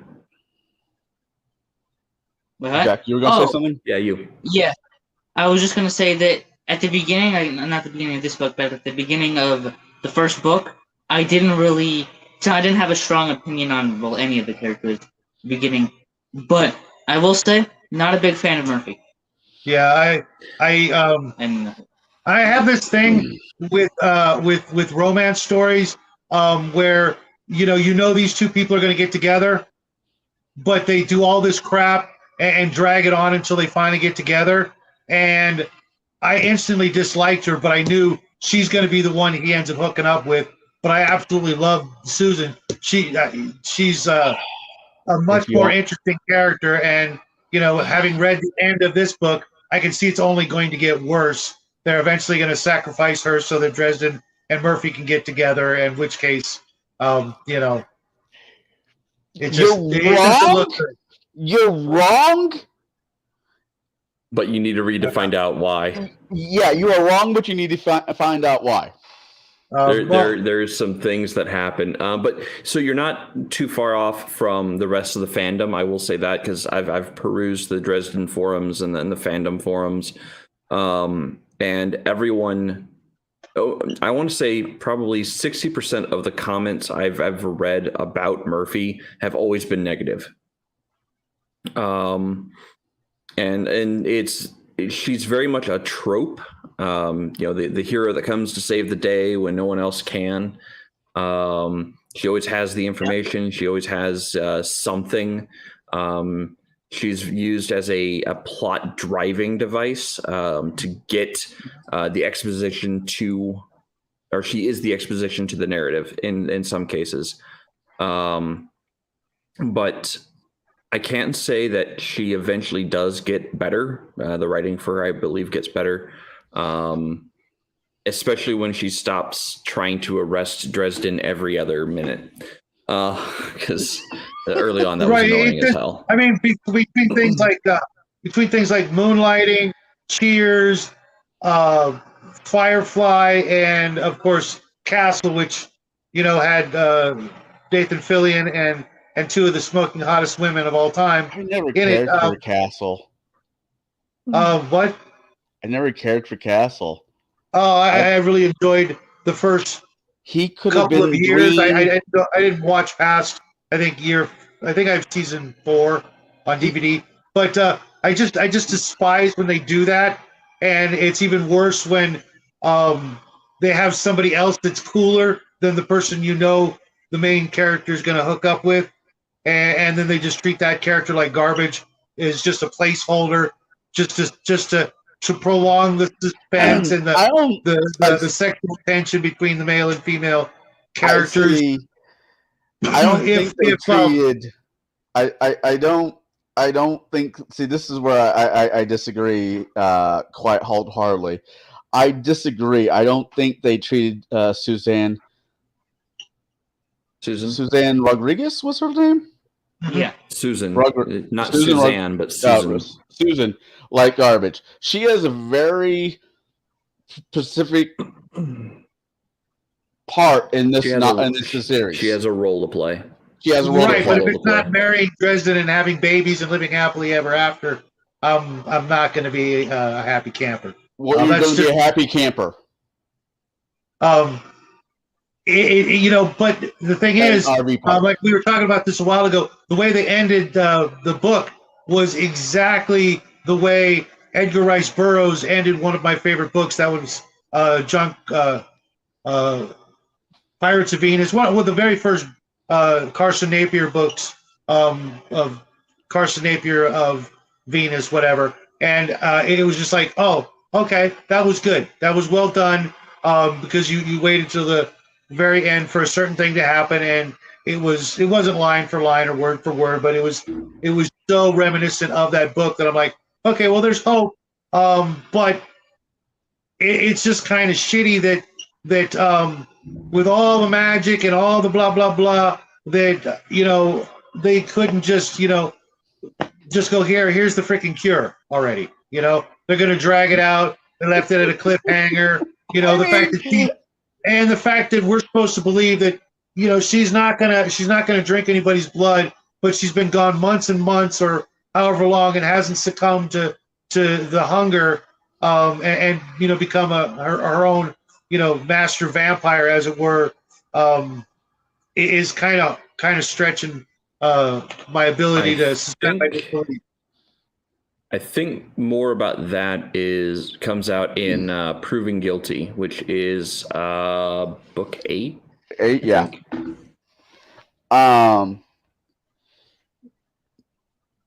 There are things happening. Some answers are answered in Summer Night. Some of the issues that you brought up were answered in Summer Night. Then Prove Guilty. I think you're right. I think Prove Guilty. Yeah. So answers some books more. I know she doesn't come up again in book 5 or 6, or no, maybe 6. What's 6? Potentially 6. I know she comes up again in. Oh man, it's been a while since I've read through some of these. That's right. Jack Sped read the last 3 chapters in 3.2 seconds. Yeah, I did speed them up. You're right. I know. I'm just giving you a little bit of Helder Haas. But some of the concerns that you're having, Shadow, this is why I like Jim Butcher. He puts these plot holes that a lot of authors put out there and forget about, that drives people, drives me crazy. Jim Butcher has a way of coming back with an asphalt machine and filling in the plot holes that you're having problems with. Would you say that's fair, Jade? Yeah. I would say that yes, he does fill in plot holes eventually. Some of the things. Thanks to all those nasty letters he gets. Hey, what about this? I'm certain that he does get reminded from time to time. Nobody's perfect. Some of it is filled in the side stories, the short story novellas. Right, that's true. Because everything that we see in the books is from Harry's perspective. It's always first person narrative. So we never actually know what's happening with other characters at other times. So we don't get a full, complete image of what's happening during certain points of a book. However, some of the side stories, some of the the briefcase, I think, is one of the books. Or the job. Side Jobs is another book. Yeah, and it's a collection of stories that happen between the main Dresden novels. I think one of them is actually told from Thomas's perspective. One of them I know for a fact is told from Murphy's perspective. But again, they happen later on between books. And they fill in a lot of plot holes. Mark, to answer your question, Dresden does age, but because they kind of get into this later in the books, but I'll go ahead and answer this now because it's not really a spoilerish thing. Actually, I think it's mentioned in the second book or maybe even third book about wizards and aging. I know in this book it mentions that some wizards live a long time, but I don't know. The max is they kind of, using the line from Hellboy, they kind of have the reverse dog years aging aspect. I think they age at the normal speed as a person does, but because they have magic in them, they just live longer. Like, was it 500 years so far as the max? I think I read once. I think it actually, so that is addressed. The reasoning for that, or at least the in-book series reasoning for that, is revealed in book 7, Deadbeats. Yeah, because he goes and sees somebody and they explain to him what's going on and why they seem to be able to recover from just about anything. There is lore reasons why, but I'm not that's a future book if you guys decide to get into it, and I'm not going to reveal any further on that. I just figured I should say that for Mark's question, because his age, a wizard's age in the Dresden novels, is not really spoilers. It's just it's a thing, right? I mean, like they do age eventually, but it's much slower than humans. Yeah. So, as I said before you jumped in here, Mike, I really no, he's not fate touched. I mean, a fate has touched him, but he's not fate touched. Yeah, I'll go with that. His godmother creeps me out. I mean, of all the fictional characters I've ever read about, you guys are talking to the guy who loved reading the Hannibal Lecter novels. I didn't think they didn't bother me whatsoever. I think these are, some of the best books out there. And I get to the godmother, Harry's godmother. Oh my God. Okay, I'm just putting, and it only gets worse with the Winter Court. How does it get worse? You'll have to read and find out, which you'll find out next book. Actually, yes. Next book is all about the summer and winter Fae courts, and the madness that ensues when the Fae world begins to enter the real world, or Dresden's world.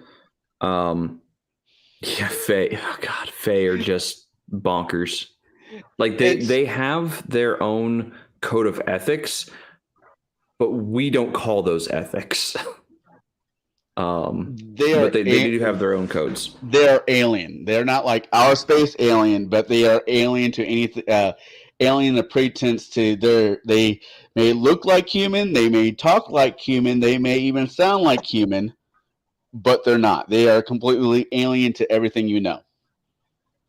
Yeah, and trying to know the mind of a Fae, even one of the High Shi, is just it's an unknowable thing. You can't fathom what they can fathom, because they can live for literal millennia, and their plans run exceptionally deep. Like they might be able to set something up, 1,000 years ago that will finally play out in the next 1,000 years after. It's all long game with them, and humans being so short lived.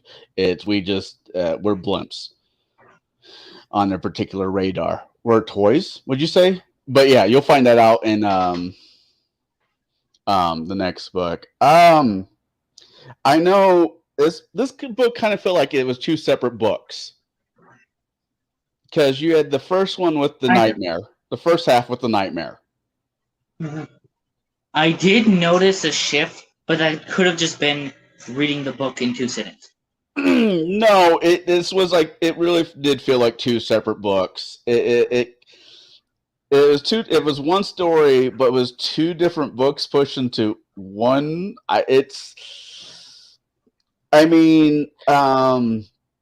To start off, what's her name? The head, not the head, but the main red vampire, Bianca.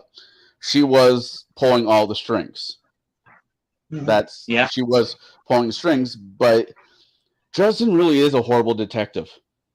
I'll give you that, Shadow. He really is a horrible detective. He would have been a horrible detective 100 years ago. I think, I'm not saying magic is a shortcut, but so what we see of him in detective stories, in the books and whatnot, things are at play that are typically outside of his league. Like, he can do the standard, okay, this person, has paid me to go check up on, their husband and whatnot, and take pictures, whatnot, or hey, this person's lost something. He has none of the tools an actual private investigator would have. Not even including the fact that he can't use the internet or a real phone. Normally, you would have literally hundreds, hundreds of contacts at the very least. Yeah, Yeah. police And station, if they don't know newspaper. magic, you don't know them. It's Yeah. retarded. Well, he He should does. know a guy who knows a guy who can get you anything. Yeah, it fell off a truck. I mean, contacts all over the freaking city, if not the country, and outside the country, because I'm assuming he's been outside the country before. Maybe not, because the airplane would have crashed. But Boats. That's addressed in another novel. Yes. That's addressed in another novel. yeah, he's absolutely awful.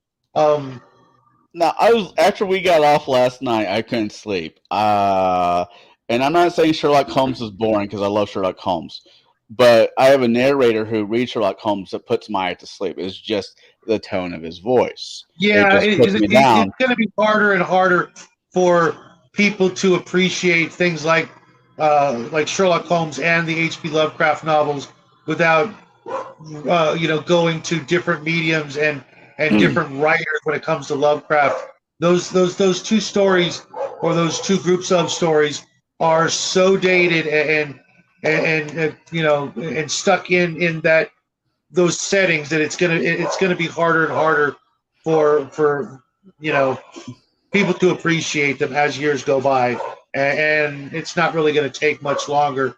In 20 years there will be almost nobody around who's actually enjoying reading those books.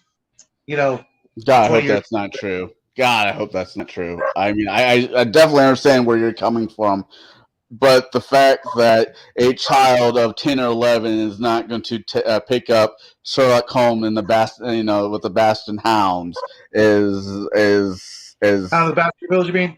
Yeah, Hounds of I'm so Baskerville. tired from yesterday. Yeah, my original first printing from I want to say 80 some odd years ago is right here on my shelves, and I have no desire to reread them ever again. Once was enough, and I'm not saying they're the best no, novels. I've actually read them more than once. I've actually read them more than once, but I used to watch the Basil Rathbone black and white Sherlock Holmes, and I've seen just about everything Sherlock Holmes, even Sherlock Holmes 2020 or whatever that cartoon was. Sherlock Holmes was Watson part robot? Yeah, I think so. I remember that cartoon. Yeah, middle 90s. Yeah. It was middle 90s. Yeah. It's just it's going to lose its appeal, as time goes on, and it's a shame, but that's why I spend my time reading the older book as opposed to new stuff like Dresden. I'd be much happier reading a one-off book by an author that nobody's ever heard of because it's 60 years old. Then I enjoy reading the next newest number one bestseller on the bestseller list. I just I can get to that later when it's old and people have forgotten it. There's so many books out there that are headed to your local dump because people don't care. If I can't get it on Kindle, I don't want it. Kind of mentality that is, kind of screwing up our society. There's nothing more sexier than opening up a book, and we're trying to get. Like I said, not according to some. There are a lot of people out there. Shauner's one of them who hates, old, smelly books that used to belong to somebody else. He'd rather get a brand new printing off of, drive through or something like that. And I get that. When I first put all my books into my studio, it had a distinct smell, and I could see how that would not be pleasant to some people.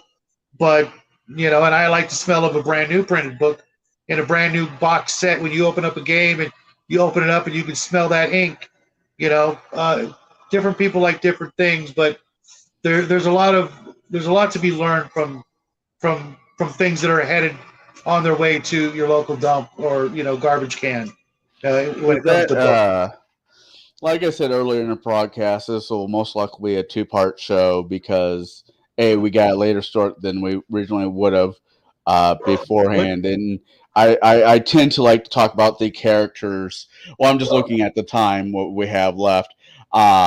I tend to like to talk about the new characters that are in the Dresden books with the part. We can go a little bit longer. All right, I can go as long as Jay you just guys are got willing here. to.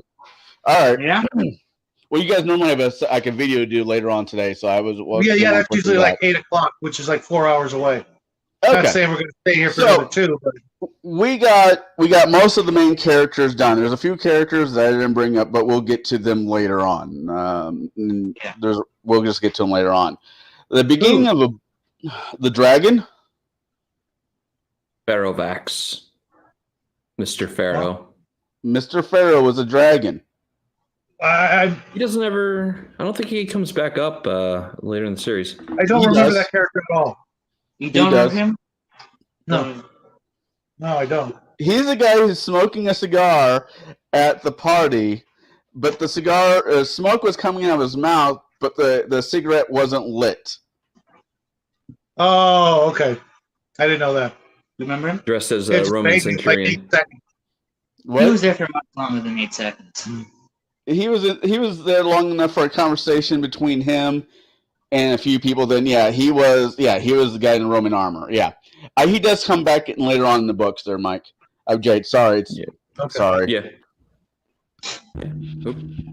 I had to stop myself from calling you Seamus like 3 different times already. So, man of a million names, aren't we all? So the book starts off with Dresden and Sir Michael, because by all pretense he is a knight. Sir Knight. Yeah. He is. They're on their way in the Beetle, the Justice car. They make it. They get to the hospital. Now, could you imagine yourself, for whatever reason, you're at your local hospital? Not a walk-in, walk-out, but an honest, hospital. And you see one guy in a trench coat that looks like he came out of a Western, and another guy who came off of the King Arthur movie or Kingdom of Heaven movie. They're both piling out of a beetle. And they're both piling out of a clown car. They may as well have been wearing clown makeup. Yeah. I'd ask if the circus is in town. Yeah. So they get to the hospital. Dresden. They would not have been allowed in the hospital. Unless this was like 1950, they would not have been allowed into any hospital in the United States. Yeah, this is supposed to be taking place, I think, mid to late 90s. Yeah. Yeah, absolutely not. You have to go through a metal detector in every hospital in California that I know. Well, only really one of them need to go through a metal detector, and after that, it doesn't really matter who follows them. No, you're not bringing a sword into a hospital. Dresden walks through a metal detector, it goes poof. Or body armor. Yeah. So Dresden and Michael make it up to where they need to be. They have a poltergeist. Oh God, what's her name? They crash the old lady.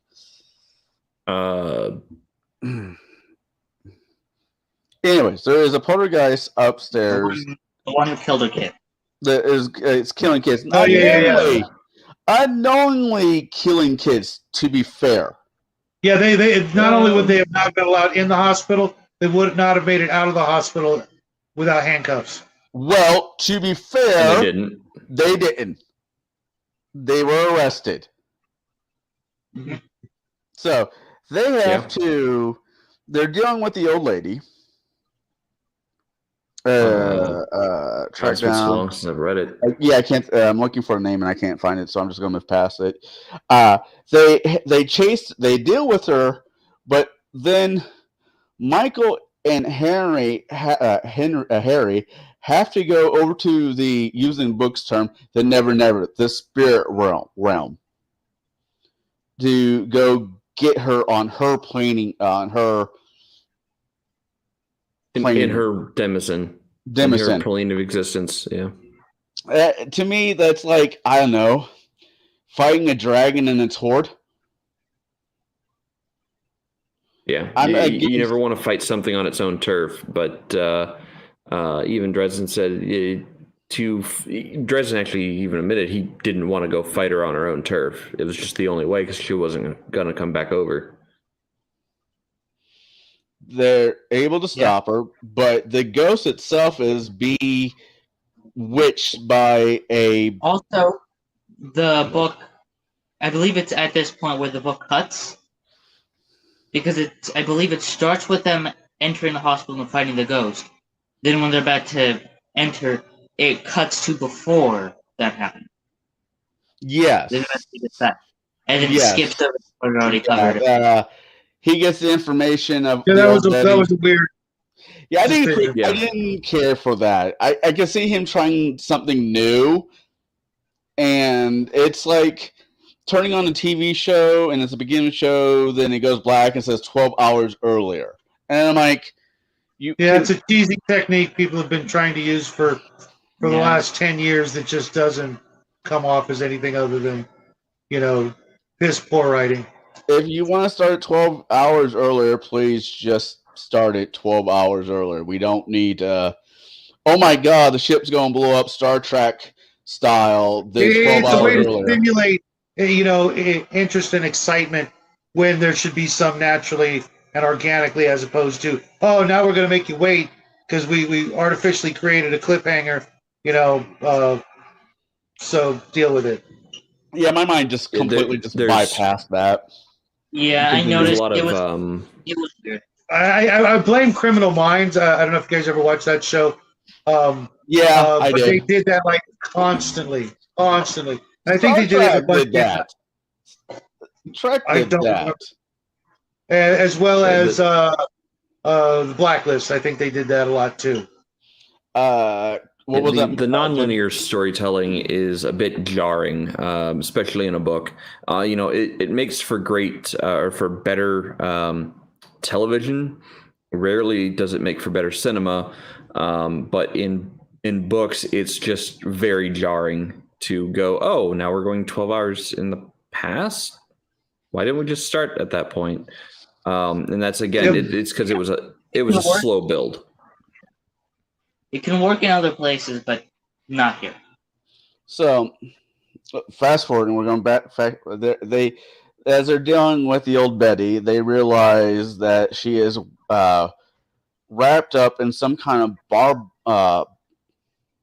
Barbed wire, yeah. Of madness. I don't remember them actually giving it a title, but it feeds. It poisons the soul. It drives the person insane. It poisons the soul. I guess as a spirit, it's 10 times worse than what it does to a normal human, which is horrifying. So he gets it off of her, sort of, doesn't he? I think that's kind of addressed in book 12, Ghost Story. Right. Why it would be worse for I'm sorry, 13, book 13's Ghost Story. It's kind of addressed there, why it would be worse for a spirit entity rather than a living human. So they take care of the old Betty, and here comes Harry's godmother. Now, could you imagine Michael's response to all this? Harry, I thought you were a good man. You talk to spirits and fays, and you do magic? What kind of God-fearing person are you? I'm not saying Michael was completely like that, but he felt like that from time to time. Problem is, Harry doesn't fear God. That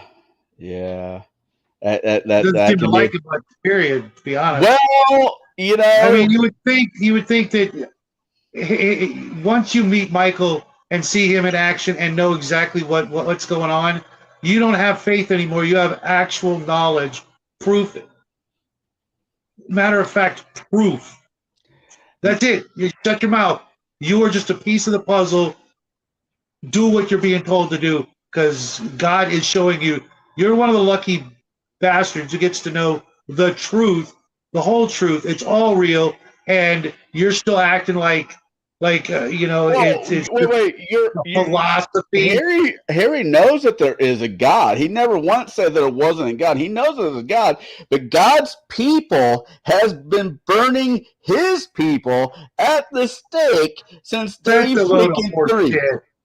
That's a load of horse shit. God is right there in your face, going, "Look, my guy here is going to hang out with you and help you get this shit done from time to time. But on the reverse, you need to come over here and help him because you actually have proof. What's the problem? You want to go to hell? Let's put this in a different way. Let's put this in a different way. Let's put this in a different way. He's a disrespectful little shit. No, it's being wary. It's being wary. Well, okay. So Dresden, it's not that he doesn't believe that God doesn't exist. It's he doesn't put much faith into religion as a whole because he puts his faith into his own magic power and his own in magic. He thinks he knows better.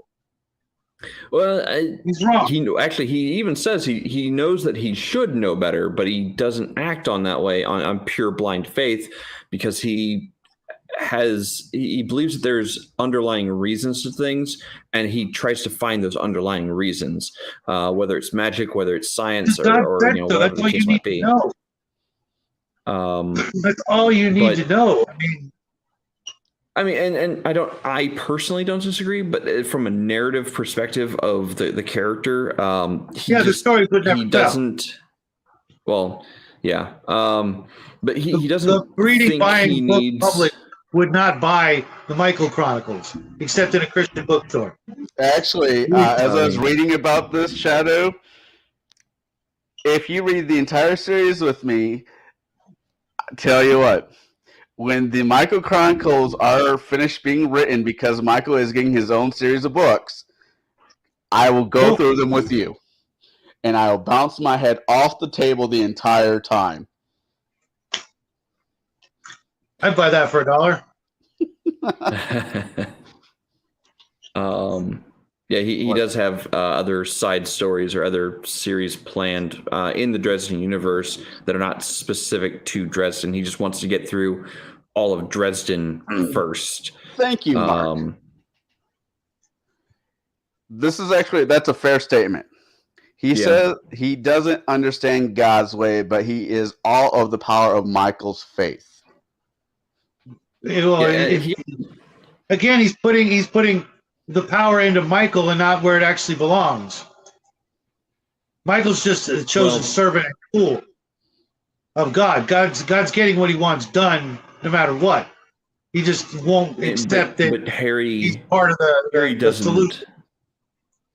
Yeah, and Harry, Harry even says, he says he doesn't understand God's ways. It's either because he's incapable of, fully understanding and fully seeing, because he's been burned by true faith before, because he actually had faith in something before, and he got absolutely destroyed by it. So he's hesitant to put faith in. Was it faith in Jesus? It was. Maybe that's the problem. It was faith in something else. Michael's living proof that Jesus was in fact a thing. Shadow, hold on, Shadow. Here's a way to look at it that I don't think you're going to follow, or appreciate. But here's the way. Yes, he appreciates that God exists. He appreciates Michael's faith. But just because Christianity is a thing doesn't mean all Christians are good. He doesn't need to have faith in Christianity or Christians. He knows Jesus existed for a fact. Well, that and the other thing is the white God's not the only God out there in play in these novels. That's just bad writing. No, that is writing that didn't pigeonhole his character in the Abrahamic world. Yeah, so there are other gods. You can either put a little G or a big G there. I'll let you make that determination. I put other gods, a D or a D, as in demons or devils. There's Would you consider the Norse mythos? They call Odin and Thor gods. Yeah, I would. I would consider them demons. So, okay, interesting. Okay, I got nothing. Okay. But Okay. they're okay. So then all of the Egyptian deities would also be demons to you. Or aliens. Interesting. Or Yeah, aliens. this guy. Okay. That was a joke. Ancient. folks. No, it's not. He is. I know he was, and probably still is, obsessed with ancient aliens. I love the Full show. on- Absolutely. Yes. Because of aliens. Okay. Aliens, But, ancient okay, astronaut theorists. outside of our own, how about this be a thing? Outside of our own personal religions, because I know there's at least 3 Catholics on the stream right now. Outside of our own personal religion, which I hate the word religion. I absolutely hate the word religion. Horrible things have been done to people in the word of religion. With that being said, we all have our own practicing faiths that we follow. Mhm. This is a book about a fictional world with a fictional character that didn't get pigeonholed into a Abrahamic god. Therefore, there are multiple different celestial beings out there that have good Beings and of evil. power. The beings of power. Yeah, beings of power. I would not necessarily call them celestial, but I would call them beings of power. Hold on just a second. Little guy's got to do something. I am just asking you to read the books from the merit of the books, not one's personal. No, I'm just trying to make sense of what he's driving at. If you're going to say, here's the thing. It's more like him not wanting to take a stand and say that this is what I believe. I'm just going to throw it all in there and use it, as cannon fodder. I'm going to use these gods and these monsters, etc. But I'm not going to fully commit to what. As an author to a writing a story, he doesn't. The story. I mean, if you're gonna put an actual paladin of Jesus with an actual nail from the cross that is, in fact, everything it sounds like it is, but then go and say, oh well, other gods exist too. That just doesn't work. Where they, it just doesn't make sense why there aren't churches to Odin in Los Angeles. Like but there are churches. Hold on. My biological in the dad, same number. In the same number. Oh, I was about to say my biological dad is a priest to Odin in Norway. That explains a lot. No, I mean, nationwide there would be hundreds of thousands of churches to other gods. There are like Thor and Zeus and other churches Hercules. To other gods. They're not churches in the same pay level as the Baptists, the Catholics, the Protestants, and the Lutherans, but there are other churches out there. They might be held in people's houses, but that does not mean they're not places of faith. Those are just crazy people who are off their meds. There's a reason why there are millions of Christian, Catholic, churches in the United States alone. But even as Christians, we don't even agree on what variation of we want to pray to. People stop believing for a reason in those things, in the numbers. The numbers, just talking numbers, there are maybe 100, maybe 1,000 worldwide in comparison to millions. Yeah. Your numbers are, I mean, I love you to death, Shadow, but your numbers are wrong. There's becoming more of them than there are the Christian church. But I don't want to talk about that. I want to talk about the story. I just want to stick with the story. I mean, me and you could argue about this at a later time, and that's fine. The story states this. If I'm about ready to start reading the book that you want me to read.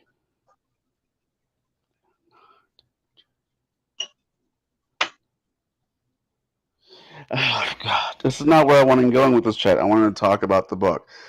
See, this is a problem with religion. It shits on everything. the Satanic Panic.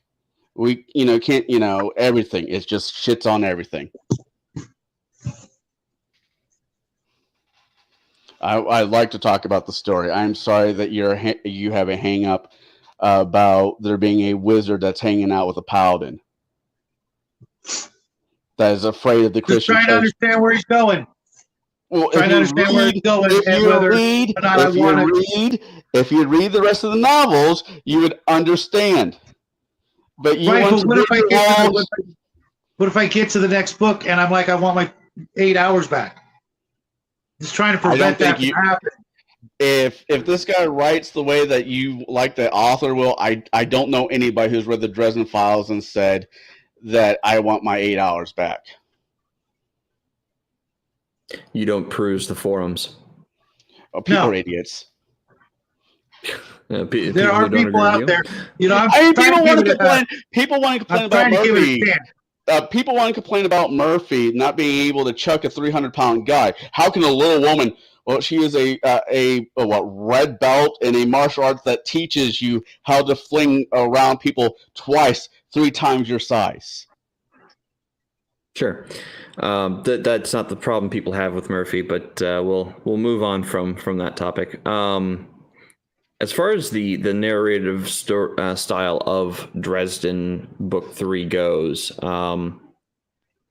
there's a lot of foreshadowing being done, and I'm curious whether or not you picked up who the shadow demon was before it was actually revealed. I'm kind of curious about that.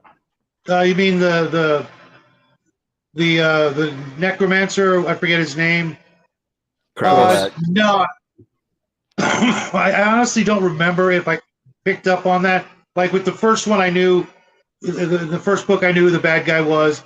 The second book, the fact that it was FBI's asshole, that didn't occur to me. That was an interesting way to go for the bad guys in that one. This one.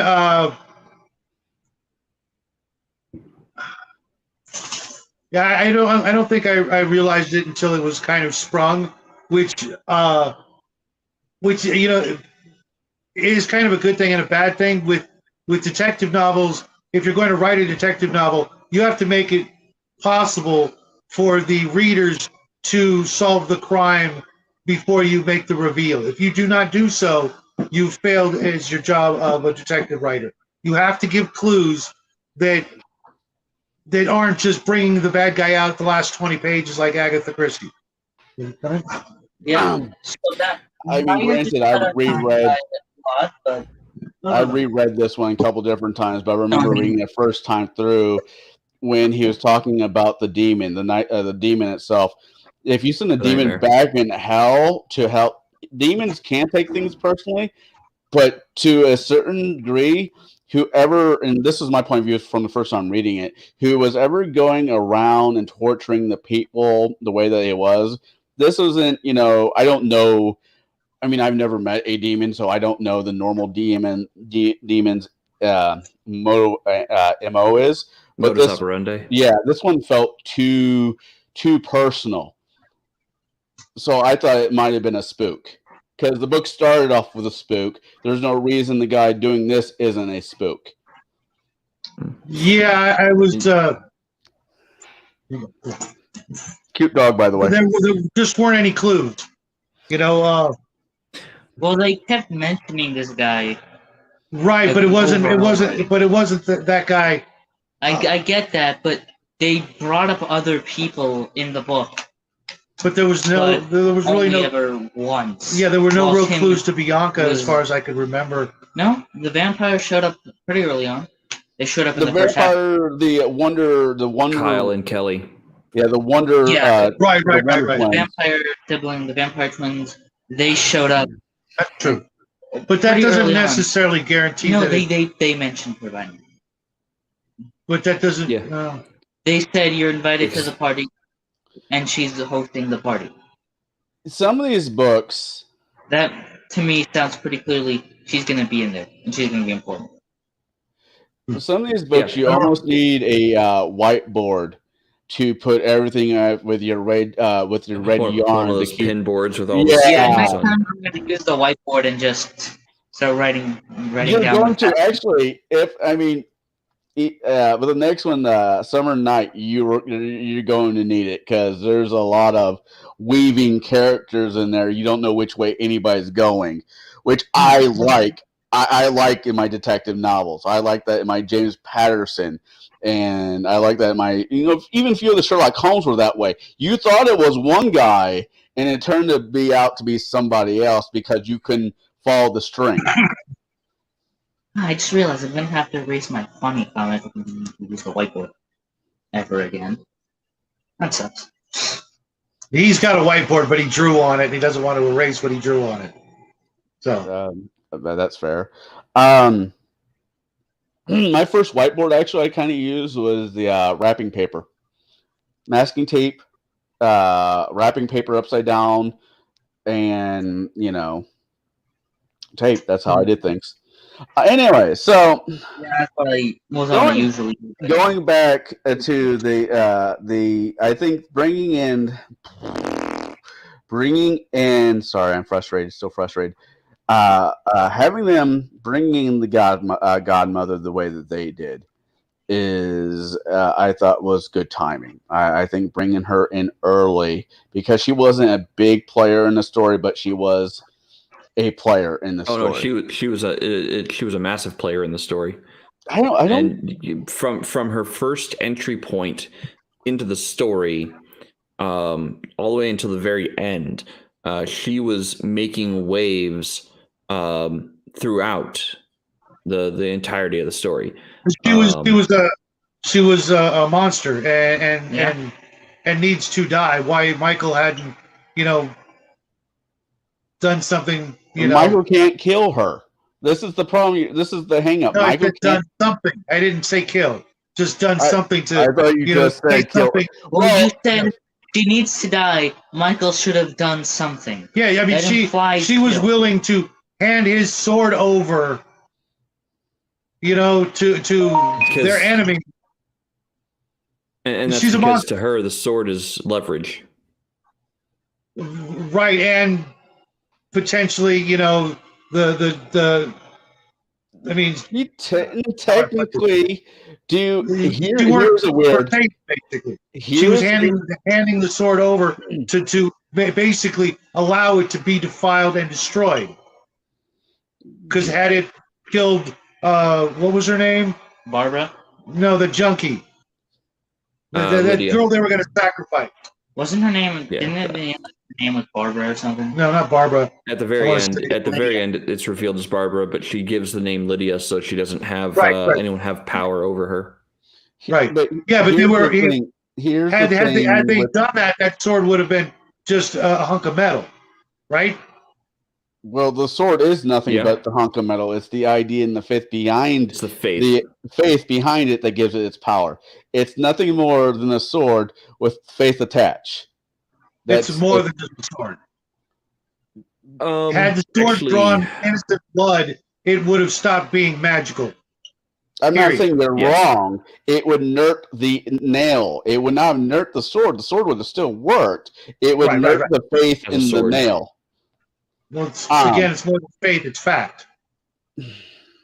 Anywho, the godmother, technically, in the point of view of the paladin versus the godmother, if anybody was in the wrong, it's Harry.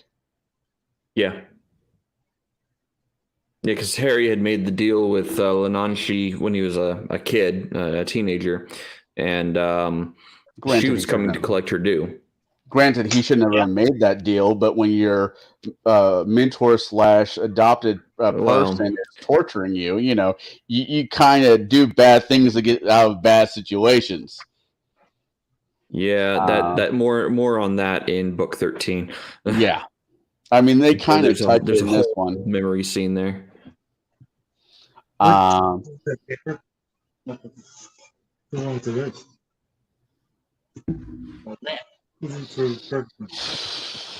So I mean, yeah, I give you that. The Godmother was a player. I just didn't.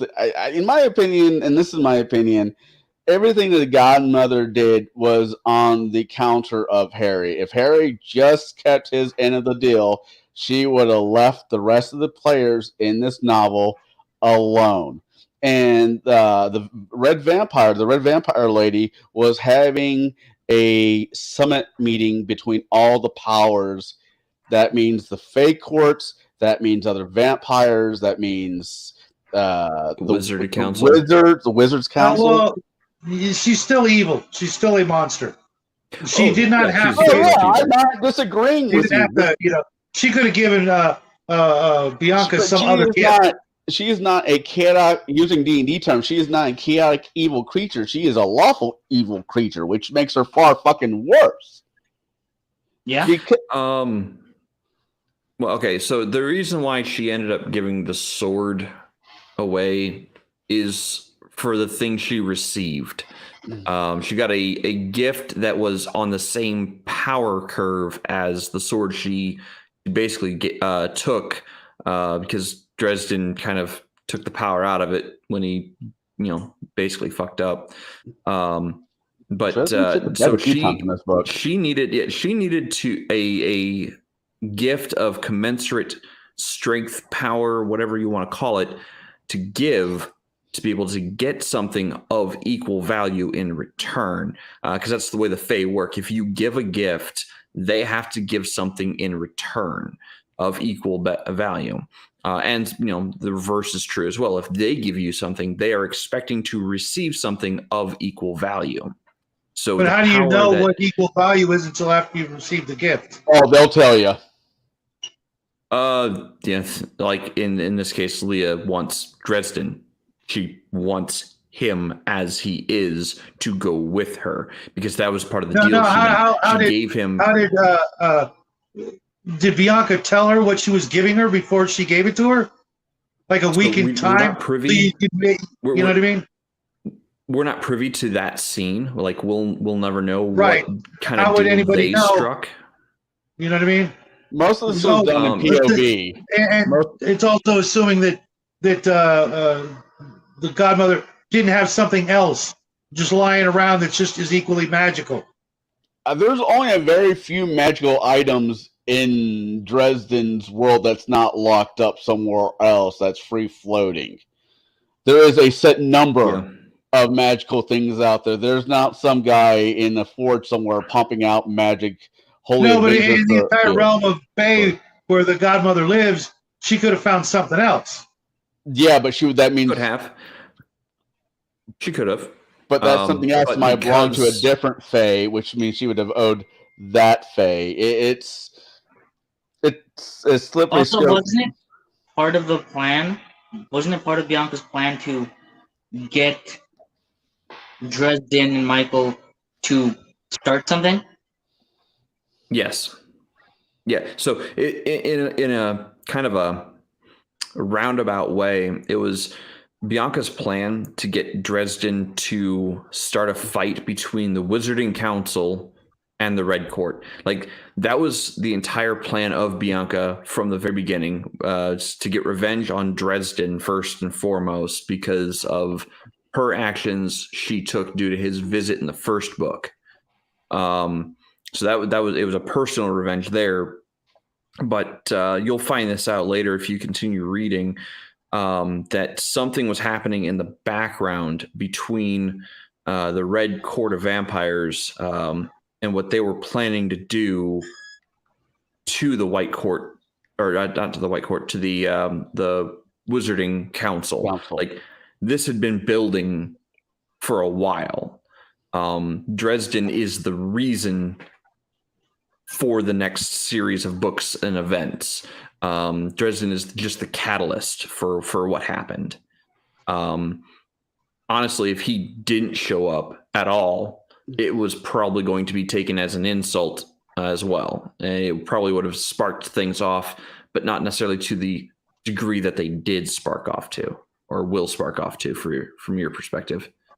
So yeah, it was definitely her plan to get a hold of the sword, to force Dresden's hand into doing the right thing. Hence the gravestone. Here lies Hence the Dresden gravestone. dying, Yeah. doing the right Yep. thing. Yeah. So yes, I'm actually kind of glad you picked up on that, because a lot of people don't really. A lot of people get confused as to why the sword was even involved to begin with, and why it had to be the sword. Yeah. She knew, the godmother knew how Dresden was. She's been watching him his entire life. Dresden is a hothead. And he's going to do the right thing regardless of the cost. Yeah. There's no, how we're talking about Rorschach from Watchmen. There is no compromising. Dresden is no compromising. He might not always do what you like him to I don't buy do, that. but no. Keep reading. He has his set morals and his set ways, and he is uncompromising in a lot of things, especially when it comes to monsters. He will understand their point of view, but for the most part, there is no compromising with monsters. He'd rather burn them all down and get the hot dogs out for the weenie roast later.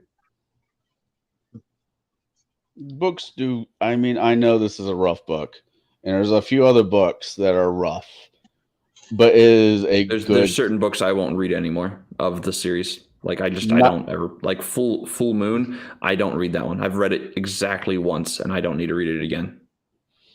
Yeah, I didn't like it, but I just don't like vampires. It's character building. That's the problem. Is books like the first couple books. It's all right that you don't like vampires. I don't like vampires. I don't think any of us. I like what. Go ahead. I said I like Thomas. I don't think any of us do. Yeah, Thomas was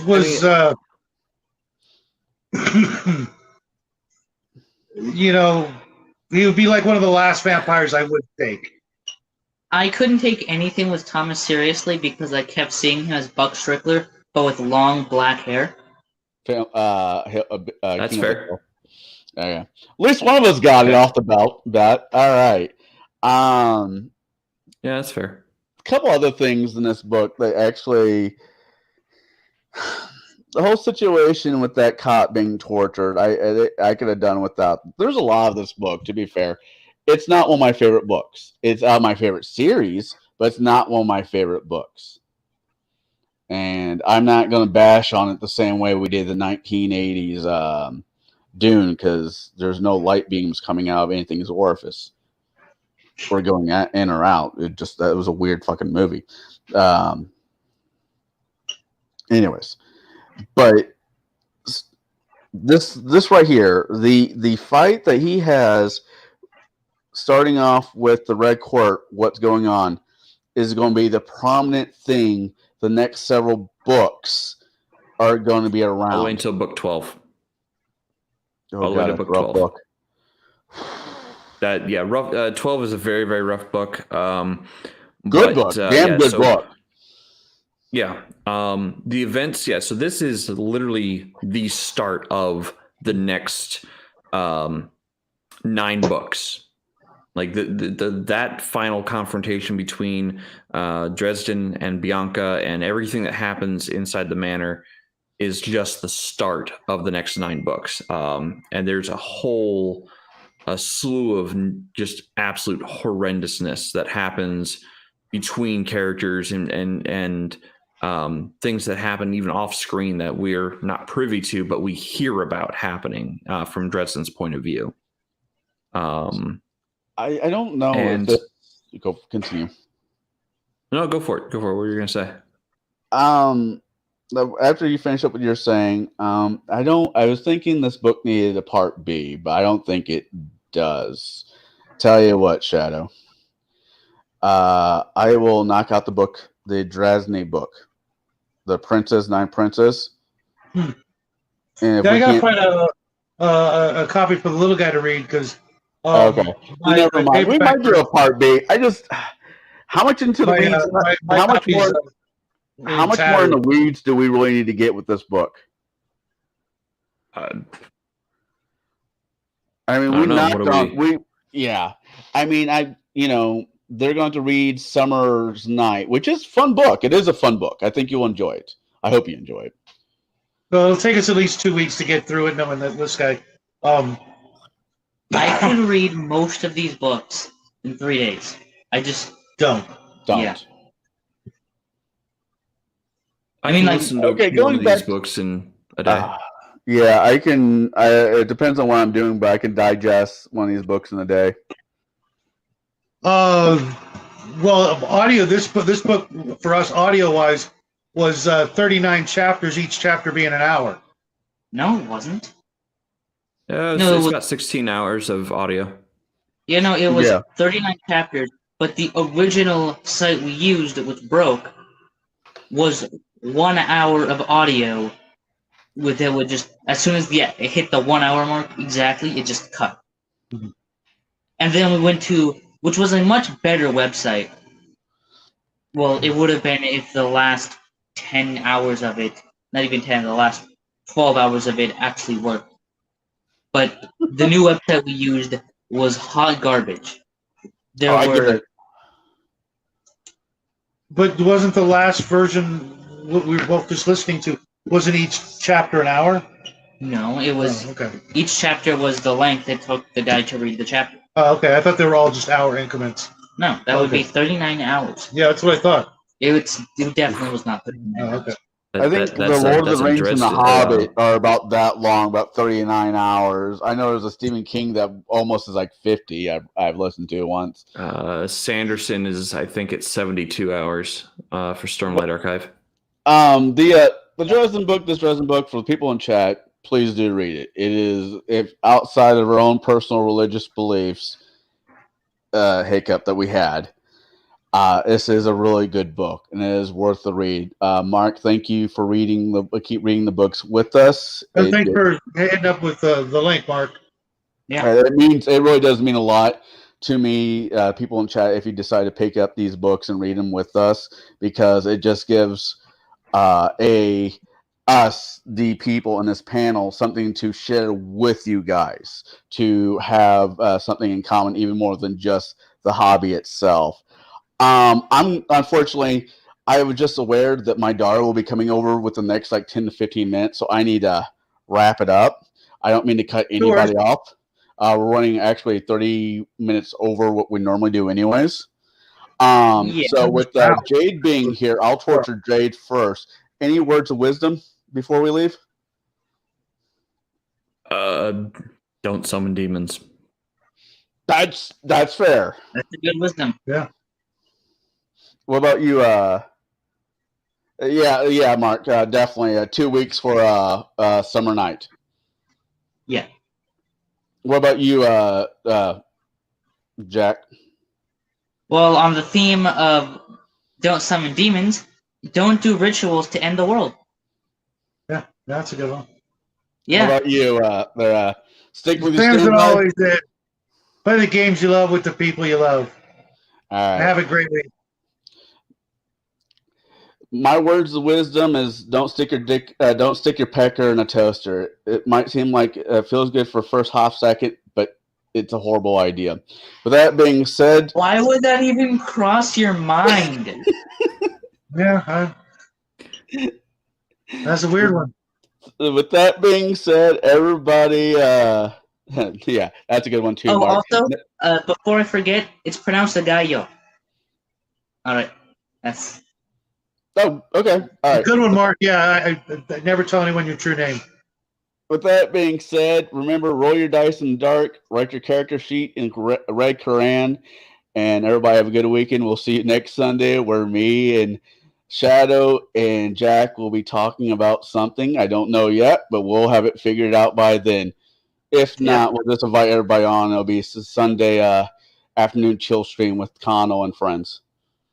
So, with that being said, y'all take it easy. Don't do anything I wouldn't do. Wait. Shit. Don't listen to me.